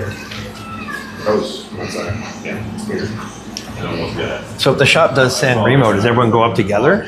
No. Oh. Usually, I'm the apprentice. I got the car. Oh, I so you I run and sent grab with it. an order. Yeah. They shift around their lunch menu a little. I guess there's some standards, but it does seem like there's something a little different every time we go. Lean forward. All the way with your body. All the way. Oh.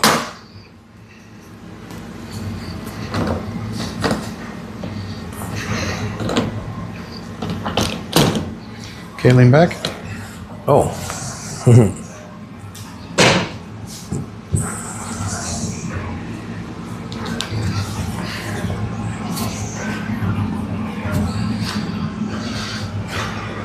Okay. I'm actually gonna have to cover up the microphone, unless you want to move it. we can move it.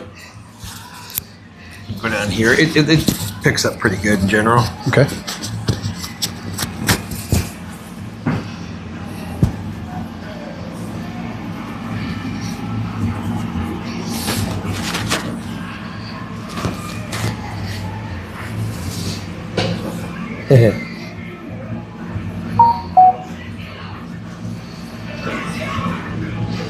So how did you learn all this? Like mostly by watching it first? Or? Yeah, and, taking notes. There's a list. There's a very specific set of, things you got to do.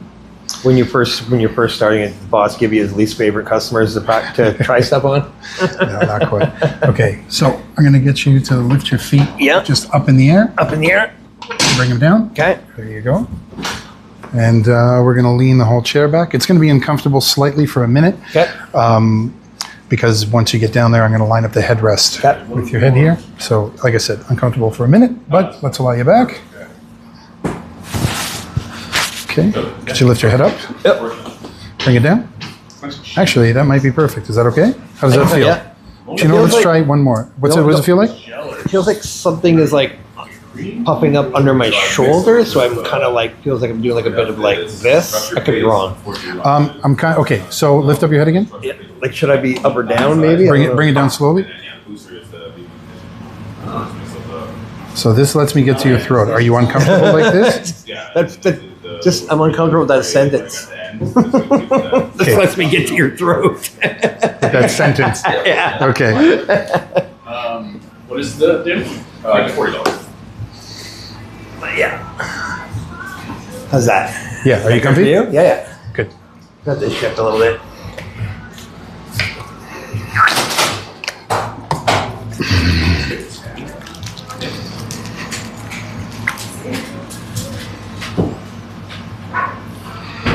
You're getting very intimate here, Jane. Thank you very much. I wish Suzanne didn't have such like social anxiety, because I think she'd have fun watching this. Funny, I was thinking like it'd be kind of funny. So I've had my friend Graham in here, and his wife's name is Suzanne. Oh.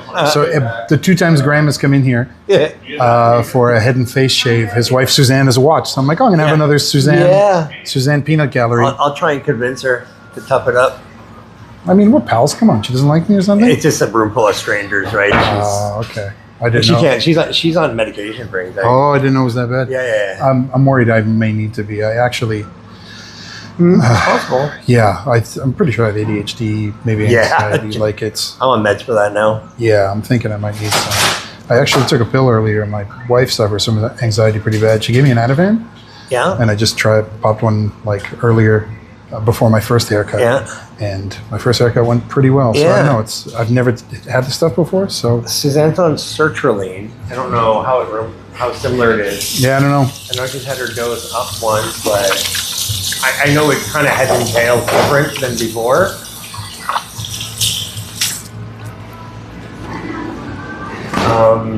Yeah.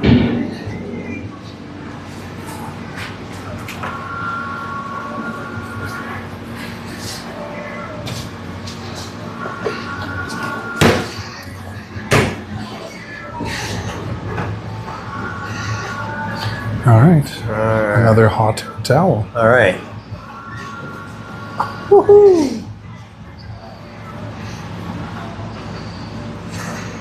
So does this do something particular? Does this soften up my skin or something? Yep, the skin and the hair. All right. Take your day. Have a great weekend, guys. Open up your pores. Take care. I'm gonna leave you alone for a little bit. Okay. Of course, All right, guys, take care. Take care, It's guys. actually really good for me. I have no chill, and I just sat here and did nothing for like 4 hours. Well, you know, Come on. that's part of the appeal of this place. It's what keeps bringing people back. Take care, guys. Take it easy. Bye.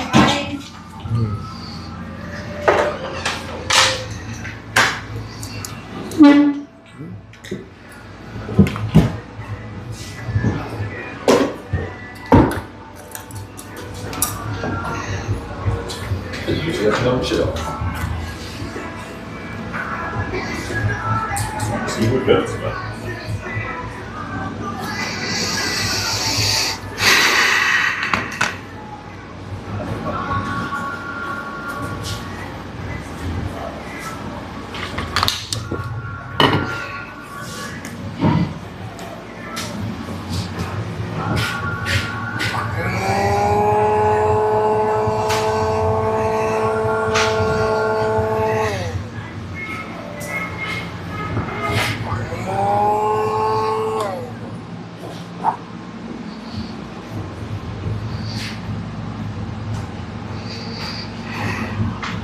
I think use a toothpick. See if I'm ready.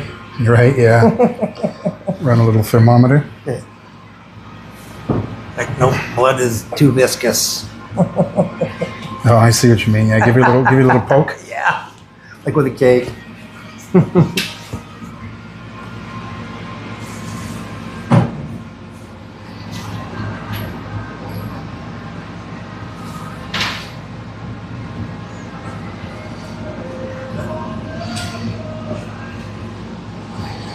Yeah, I'm on the generic version of Vyvanse.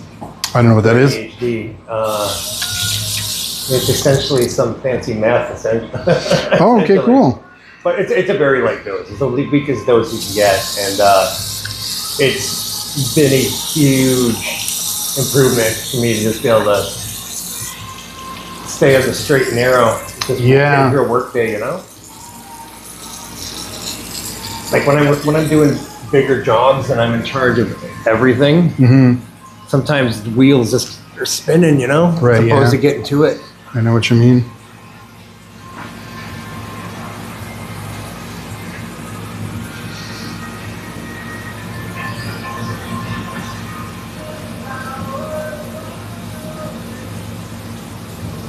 So I'm going to be doing 2 passes, Okay. one with the grain and one against. I'm going to start with.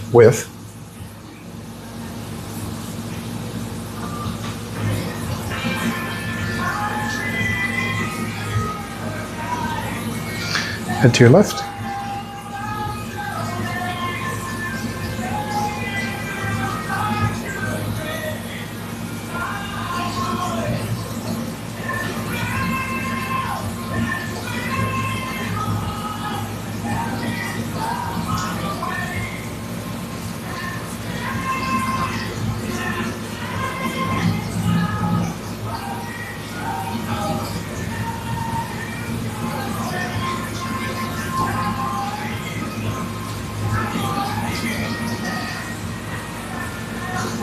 A champion says it's been a while since I heard this Offspring tune.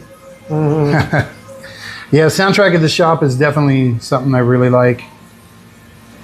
We try and keep the music a little older. Doesn't matter the genre, but keep the music a little older, basically.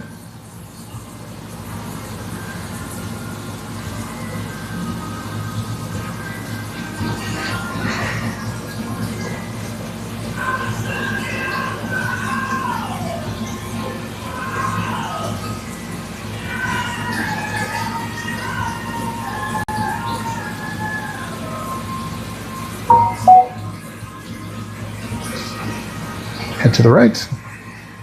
A champion says yeah, I did also notice the Spoon Man earlier too, haha. Power_trip says this song used to make me drink a lot.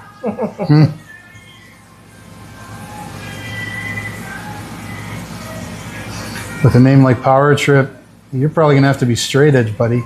Don't make me tell. He is now, actually. Okay, well, you did say used to, so fair enough. I'm just teasing anyway, bro. Hey, Trip can take it. He's a Marine vet. Oh, straight out. Good stuff, man. He might be getting sensitive in his old age, though. Trip says I'm very delicate. Is he another one of those octogenarians? Spiritually, yes. Hopefully not physically. I think he's 40. Yeah, okay, cool. Me too. Wait, you're 40 now? I'll be 44 in August. That's crazy. I think if he was like mid-30s. Yeah, you can grow old, just never grow up. Trip says I'm in my prime. Oh, well, look who it is. Hello, Someone dear. I have not seen in a long time who I very much enjoy. How are you feeling, Jay? Looking good. I'm getting the spa You treatment. sure are. Now you're getting spoiled. Don't go too far. You can give me a hug. It's been so long. How you doing, buddy? Good. When did you start working here? December started my apprenticeship. So 5 months, yeah. It's some of this has been pretty daunting, I won't lie. Yeah. It's a whole new skill I've never tapped into before, something I really got to develop. And like slowly but surely getting better at it. Yeah, sure. Shaves I've always really liked. I've been pretty much nailing those since the beginning, if I was to toot my own horn. Right, everything's practice. Everything's going to be great. Depends on the person.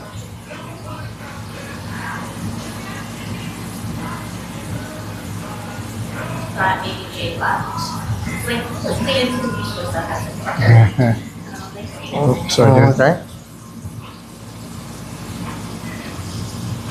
Yeah, my chin tends to scrunch up weird. There we go.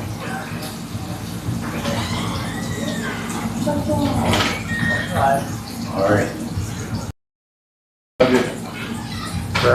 Grandma's rigid.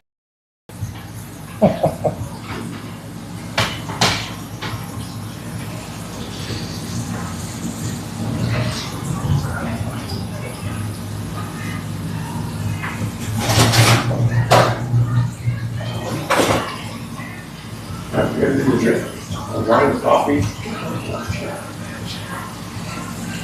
I'm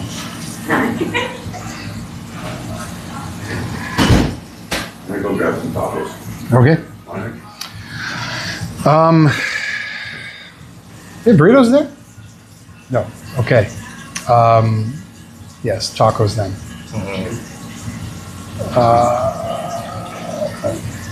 I've only ever gotten the pastor. There's other ones I can't think of what they have. Barya. I don't have a barya, I don't think. They have birria? Either chicken, pork, fish, or beef.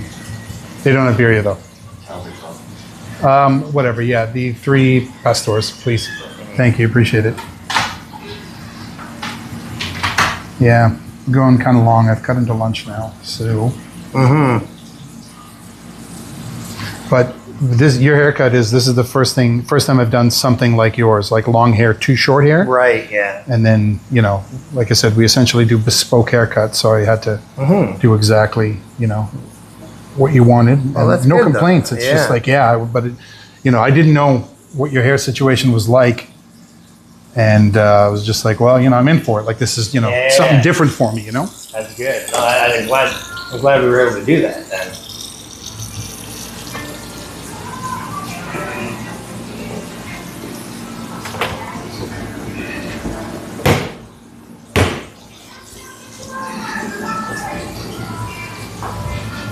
Another hot towel. All right.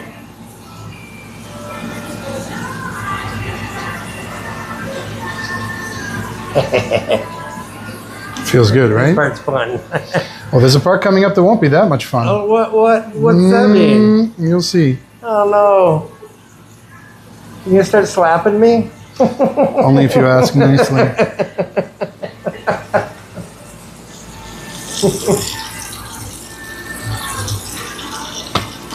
But we're in the home stretch.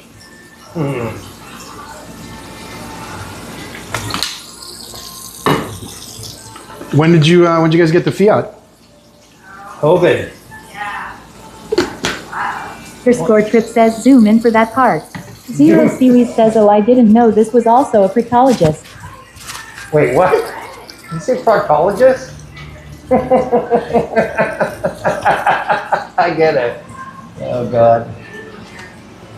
Yeah, there's the speakers like. I really didn't expect you to do all this. So it's like, cool, all right. To do what? Oh, the streaming? Yeah, stuff? yeah. I thought about it this morning. Like, I did just why we wanted to shoot a little bit of video. I was like, you know what? I'm not good with setting up for video and editing, but I can live stream it, and then we have a high quality VOD we can always download and then take chunks out of, Try and cut like at least 5 minutes of fun time out of it, But also, like, we're live streaming it. Like, we could have friends watching on like TikTok or Facebook right now. We wouldn't even know because I don't have the TTS. So. Okay. But we could have friends on Facebook literally watching us intermittently over the last hour. So different type of lotion here. Are we multi-lotioning today? Yes, there's 2 different Wow. types. And I mean 3 if you want to count the shaving cream. So the barber experience really is just a men's spa thing, isn't it? Yes, to an extent. It's definitely, there's a lot that goes into it. It's scent, like aromatherapy, when I sprayed that stuff on you, and I'm going to use it again on you in a little bit. Yeah. And I said it's going to get spicy, right? I like it. That's kind of the signature smell of the shop. So, but it's also an aftershave, you know what I mean? Right. So it's a disinfectant.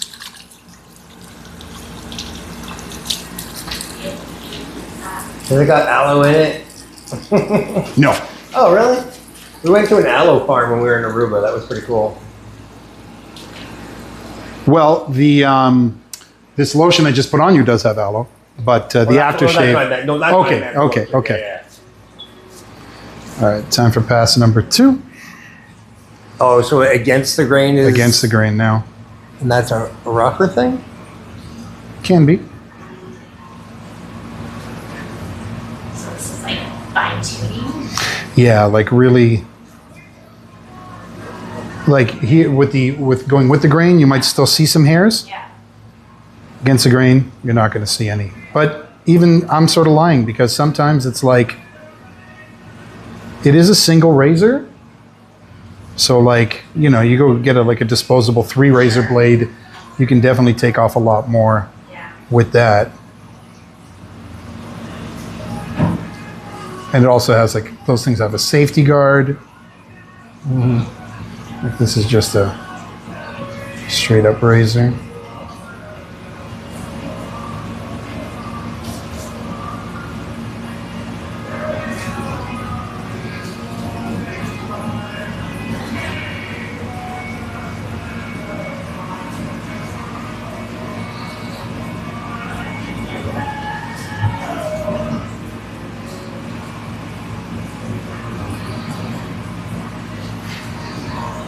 Get to the right.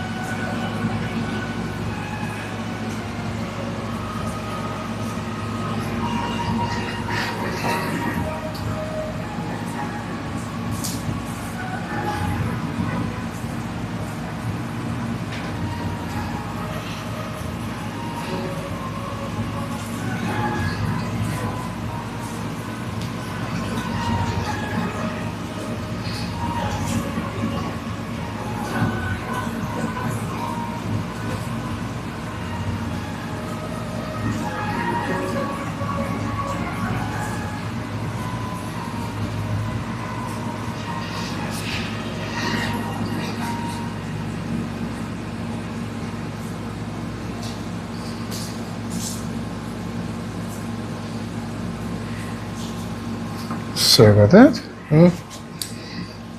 Very relaxing. Yeah, you're getting a little nap in, are you? No, but I could see how someone could if they're tired. Oh yeah, it's happened plenty of times.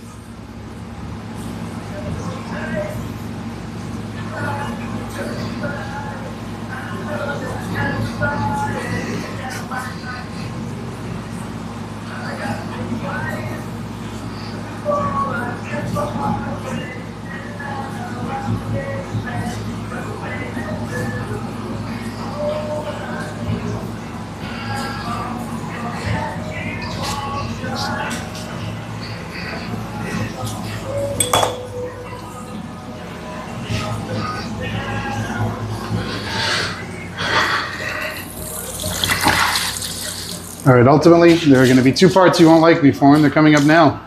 What's this? Aftershave? It's one of them. But before that, What's before that? I gave you 2 hot towels earlier, right? Yeah. Cold towel. Oh. It almost burns more than the hot towel. Time to close up all those exposed pores. Oh. They were feeling naked. So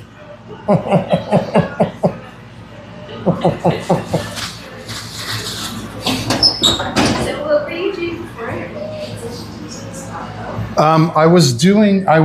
Okay, so do you remember I ran into you forever ago Yeah. on Richmond, Adelaide? Adelaide. I was on my way to work for Purelator. Yeah, that's Purelator was like a necessity with the tourism industry dying. So I've been working in tourism for a very long time. I was giving guided tours of Niagara Falls. And the industry is not in the best shape. More specifically, the company I was working with, who was probably one of the best ones in the city, in my opinion, for several reasons, which I won't get into because it's lengthy and I'd have to explain a lot, and you know. But that company was not doing so great. The industry as a whole is kind of not doing so great. So hand in hand, it was just not a good time. So I needed a little bit of change. Come the end of last year, I have been seeing the owner of the shop, who you saw a moment ago. He's been cutting my hair for about 15 years. He opened this shop in late 2018. Before that, he was at another shop called Night Owl down the street. Started seeing him at Night Owl, followed him over here when he opened this shop. And this is just where I've been coming to get my hair cut. No matter where I've lived, I just made the drive out here. It's a great shop. It's a fun shop. Everybody working here is a great barber, and they're good people. Like, it's just have a good rapport with everyone here. And the latest apprentice graduated in November. Spoiler alert, I actually didn't really know that. I thought he was still the apprentice. But I booked Dave, the owner, for a cut in December. Last week of November, first week of December, the overlap at some point in there. Asked for a job. And I'm like, hey, Dave, you've got 5 chairs in here and 3 guys cutting. You trying to fill those chairs? And he's like, yeah, you know someone? And I'm like, me. He's like, are you serious? And I'm like, yeah, like I've always been kind of curious about this. I like taking care of myself. So I figure I'd like to do this for somebody else and, you know, help them out. And just asked at the right time. And luckily Dave's a super nice, great, awesome guy, and a great guy to work for, and an awesome boss. And so lucked out. Oh, Dave, didn't see you there. So Dave one evening said, come by, we'll talk some business. One of the first things he said to me was, I can teach any idiot to cut hair, but I know you, and you know how to talk to people. This job is talking to people. You're just also cutting hair. So this whole time I've just been developing the skill of being a barber, working in the 3rd dimension, art in the 3rd dimension, I guess. So it's a cool shop. Everybody's really supportive. And everyone wants to try and see me succeed, you know. Some days are a lot harder than the harder days, because it's a lot of hard days. It's a lot of learning. I've ended up pretty overwhelmed more than a few times, kind of driving home, like a little tearing up, like white knuckling the steering wheel. It's just been like, just so much, and like trying to make it stick. Yeah. You know, like, It's easier as being able to, right? you're right, exactly. It's another thing. I'm like, I'm going to be 44 soon. It's like, you know, no fucking around. Like, you know, so yeah, I'm happy to be here. It's cool. So you didn't I have, yes. I still, yeah. He's really great with wanting to teach people. Because there's beauty schools, like salon. You can learn how to be a stylist in a salon, but there's no barbering school. Wait, I'm not going to be beautiful? You're hearing only what you want to hear there, Jason. You're twisting words in a severe way. Frankly, it's kind of ugly, and I don't appreciate it much. And you know what? For that, this is the part where you're going to hate me. Oh, no. Impulse control. Always get me in the end. Oh, good God. Oh, Jesus H. Mary Christ. Oh, I feel like you took pleasure in that. Oh, I can see. Oh, I feel like endorphins are kicking in already. I can see how that could be a thing. Like eating spicy foods. A champion says Jay needs way more than a barber to look beautiful. That's right, feel the burn. He deserved that one. Thanks, I feel fam. very cinnamon spicy though.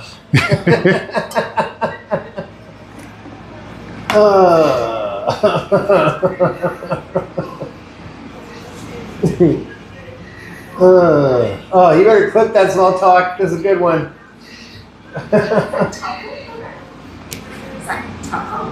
Yeah. Say talcum or taco? Yeah, taco powder. We're going to make things even spicier. This is the new habanero flavor. Woo! It's gonna be smooth as a baby's bottom. In Tijuana.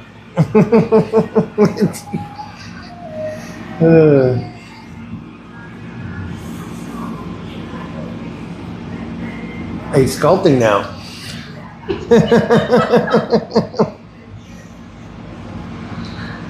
He needs the putty to make me beautiful.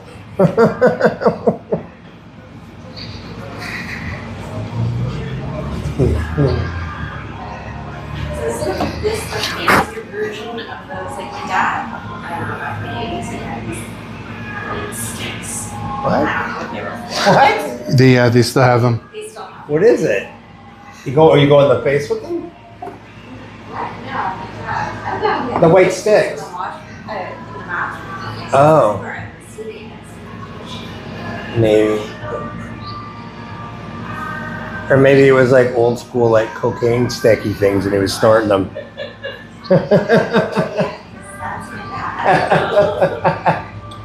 Snuff.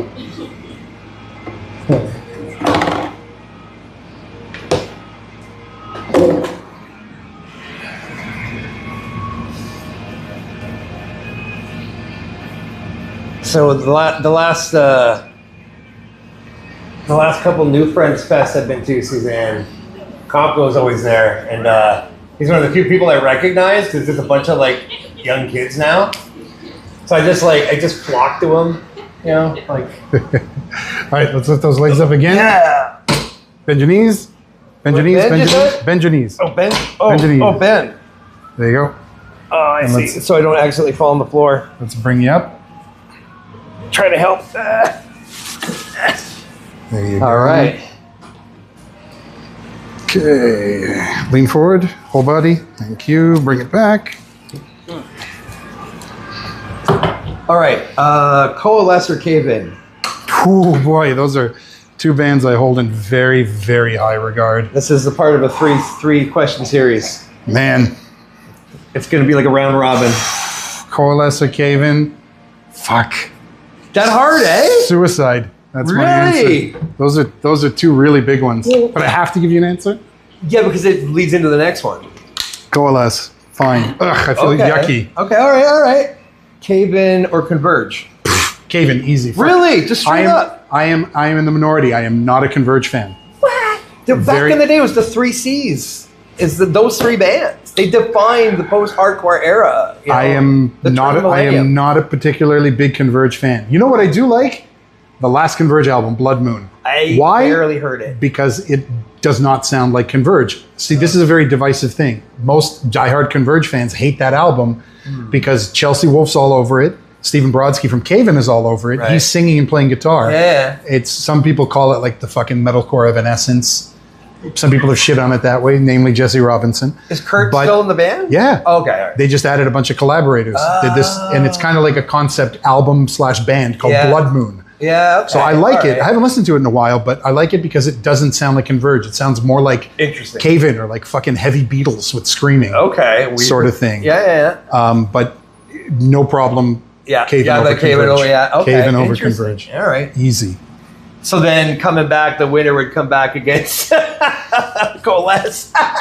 But the winner is Cave In, so like you're back to question one. Okay, all right. It's you are probably one of the only people I know who would I'm kick in the Converge minority. out. Yeah, out of Yeah. that mix. Okay. I saw them live once at the Cathedral and it was annoying. I thought I liked them.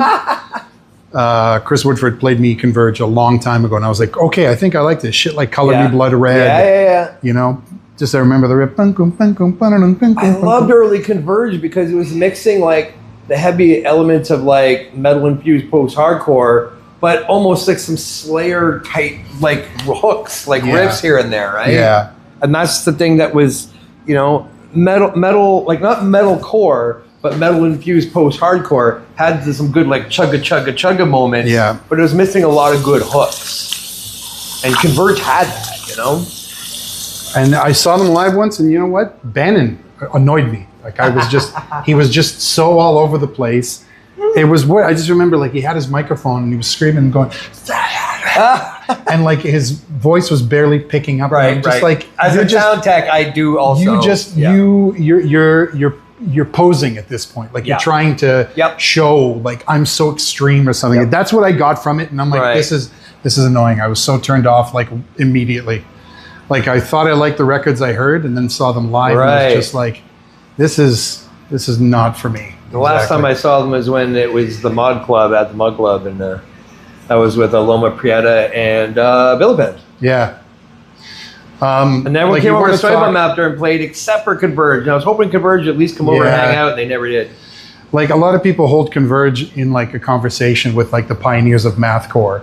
Frankly, my big four, I'm not including them. It's going to be Botch, Coalesce. I was just about to say Botch because Botch, Coalesce, Candiria, Dead Guy. That's my big four for mathcore. Yeah, I mean like Botch. Mathy metalcore. In my opinion, Botch stands on that top of that pile of bodies. Yeah, like, facts. Yeah, facts. Okay, so you can kind of see like where it starts back here. Like it'll blend like where the long and like I'm gonna just start separating it slowly. There it is. So there, it's already kind of your long part, so you can do whatever you want with that. Okay, and the rest is going to be short here. So what I put in your hair is a little leave-in conditioner. Okay. Frankly, it's not that much different than Lubriderm cream. I don't know what Lubriderm cream Lubriderm is Lubriderm lotion. It's a moisturizer. It's very, there's not a lot to it. Okay. A lot of tattoo artists strongly recommend you use I think Lubriderm, specifically unscented that sounds Lubriderm familiar, for healing. Yeah. But this stuff we use, it's called Booster, and it has lanolin in it, which is an extract from sheep's wool. So it'll make my hair thicker. It'll grow my hair back. Yes, clearly.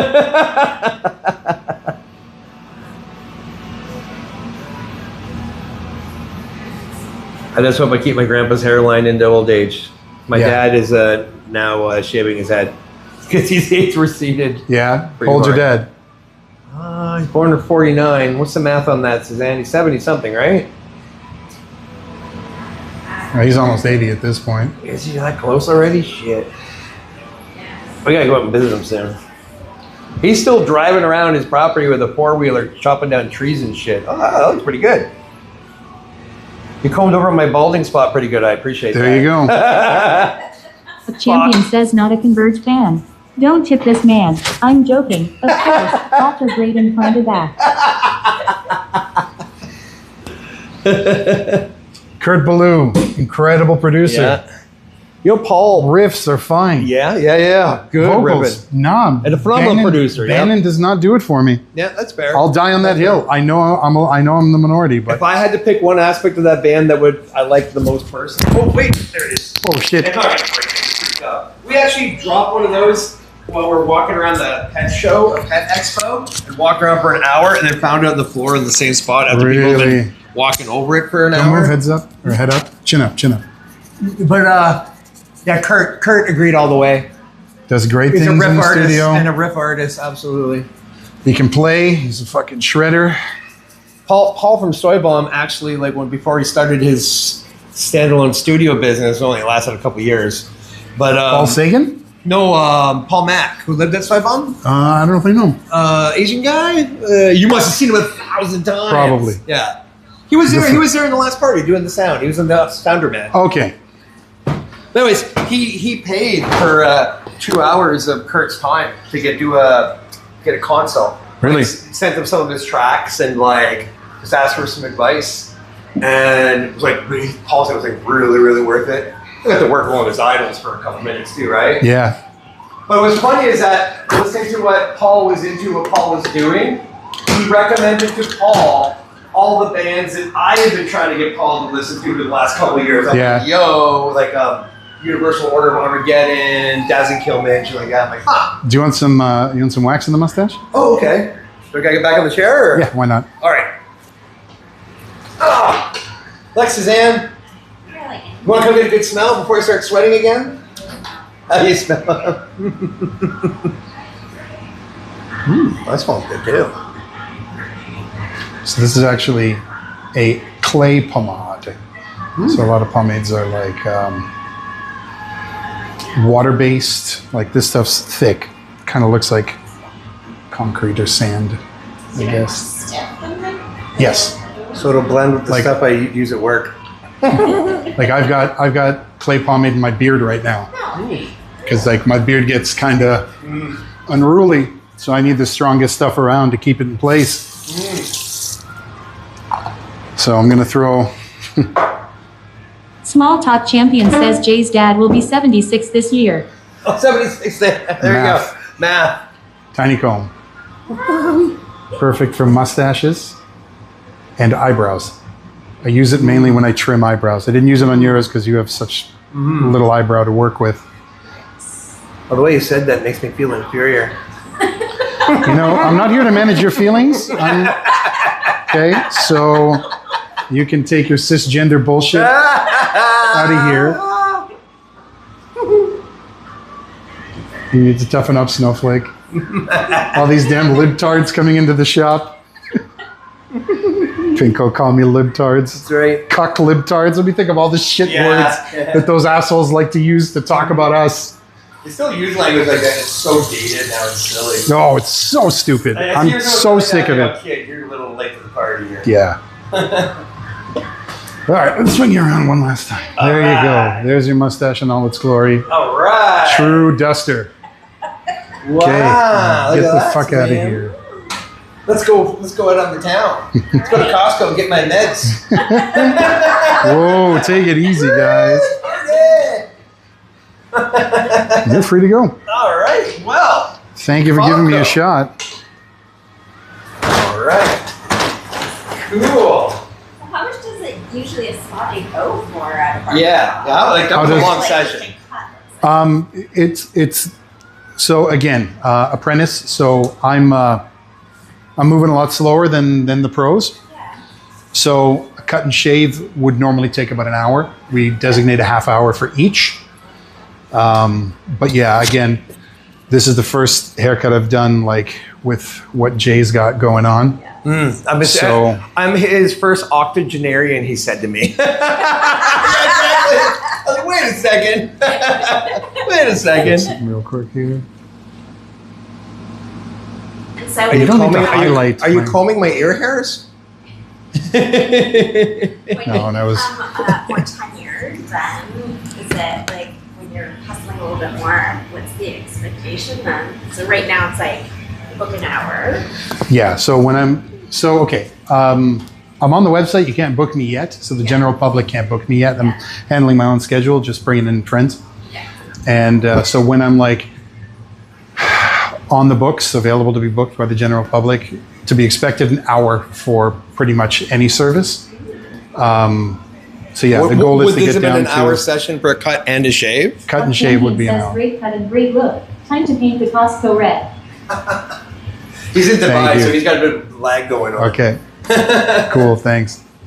But yeah, it's so yeah, half hour is the goal to kind of get down to it, and it's like repetition and like there's speed will come on top of that. There are like rules and steps I have to follow, but there are rules that can be broken, but I need to be taught the proper way Right. before. So yeah, But also in this scenario, like we're old buds that haven't really hung out in about a year. So the yeah, we were conversation yapping and goes stuff on, too. but yeah. That's another thing, right? How would that normally go? Would you try and like cut someone short a little bit or move someone along, you think? When you see the guys who are pros and they've got a yapper in the chair, they try and keep the yapping like I mean, like at the same time, you know, when you're able to like kind of break the rules and such, like you could go along with one haircut and make up the time with the other one if But you like the most. if you're good enough. If you're good enough. Yeah. you know, and it's like, you know, Is a barber supposed to kind of be a bit like a bartender? Be able to have a good ear and listen? basically, yeah. Yeah. Comes with being a good talker, right? Offer the barbery wisdom. Yeah. The life Barber's wisdom. wisdom, something like that. I gotta like, I don't know if Small Talk loves Dubai, but I want to show that to him. Oh yeah, there you go. He lives in Dubai, so he might not love it. So we always, somebody goes traveling somewhere, we ask them to bring us back a magnet. And that Dubai one was a new one. New acquisition at a guy who went there. Wait, where's Weymouth? Why do they have big ladies in chairs? Small Talk Champion says take it out the fridge to improve business. To improve business! All right, dude, I'm gonna go start getting some lunch. All right, yeah, you got your lunch and ready to go. It's probably getting cold. Well, I owe you one. Like some way, somehow, make it up to you at the very least at the gig, right? Buy you some drinks. Although you don't drink that much, do you? Oh, I drink. Do you? I still enjoy the drink. All right. Well, then I'll definitely make it up for you over the next few gigs we catch up at. All good. And I did have some extra San Remo donuts in the car if you want one for dessert. I like melted bananas. You can. But they're fresh today. Yeah, it's sure. It's hard to say no to that. All right. We have a lemon, I ate the banana cream one, but there's a lemon ring, coconut, general plain chocolate dip, Yeah. and there's one other. Lemon? Yeah, lemon meringue. All right. All right. I'm gonna end the stream because we got to get moving. Small Talk and Co. We'll talk to you later. I might be streaming a little later tonight with Trip, so we'll see. Ciao for now. Hold on, let's talk about the barbershop. Black Collar Barbershop. Oh yeah. Find us on Instagram at the Black Collar Barbershop. The Black Collar. Yeah. Oh yeah. A really good Instagram. Really good Instagram. You can find me. Talk Champion says leader people. If I would have planned that out a little better, I could have set up a timer ahead of time. So I would have posted a link to the shop while this shit was happening. I just didn't think to. Let me get a shot out here. We are in Mimico, which is south of Etobicoke, east of the center Toronto. 2791 Lakeshore. This is Lakeshore West Lakeshore. Where does Lakeshore end? Hamilton? Burlington? It goes through Burlington. Yeah. You can take. I think it has to end because it hits the bridge there, doesn't it? No, you could still take. You could still take it. Yeah. Technically, you can keep going. It's sticky. All right, San Remo. What did you have? Oh, the baba. I had a rum baba. Yeah, it's flying all over the place. I gotta enter all these calories in my app after. It's gonna be brutal. I'm gonna enter this into my appetite. So Lemon. that's the lemon meringue. Yes, Yeah. That's the coconut. Coconut. Oh, definitely don't want coconut. And what was that? Oh, that's strawberry. That's Does the your strawberry boss one. want one? All right, yeah, bring it in. He's probably gone downstairs. But if he's done his all right, I'm gonna sign off. Everyone, we'll talk.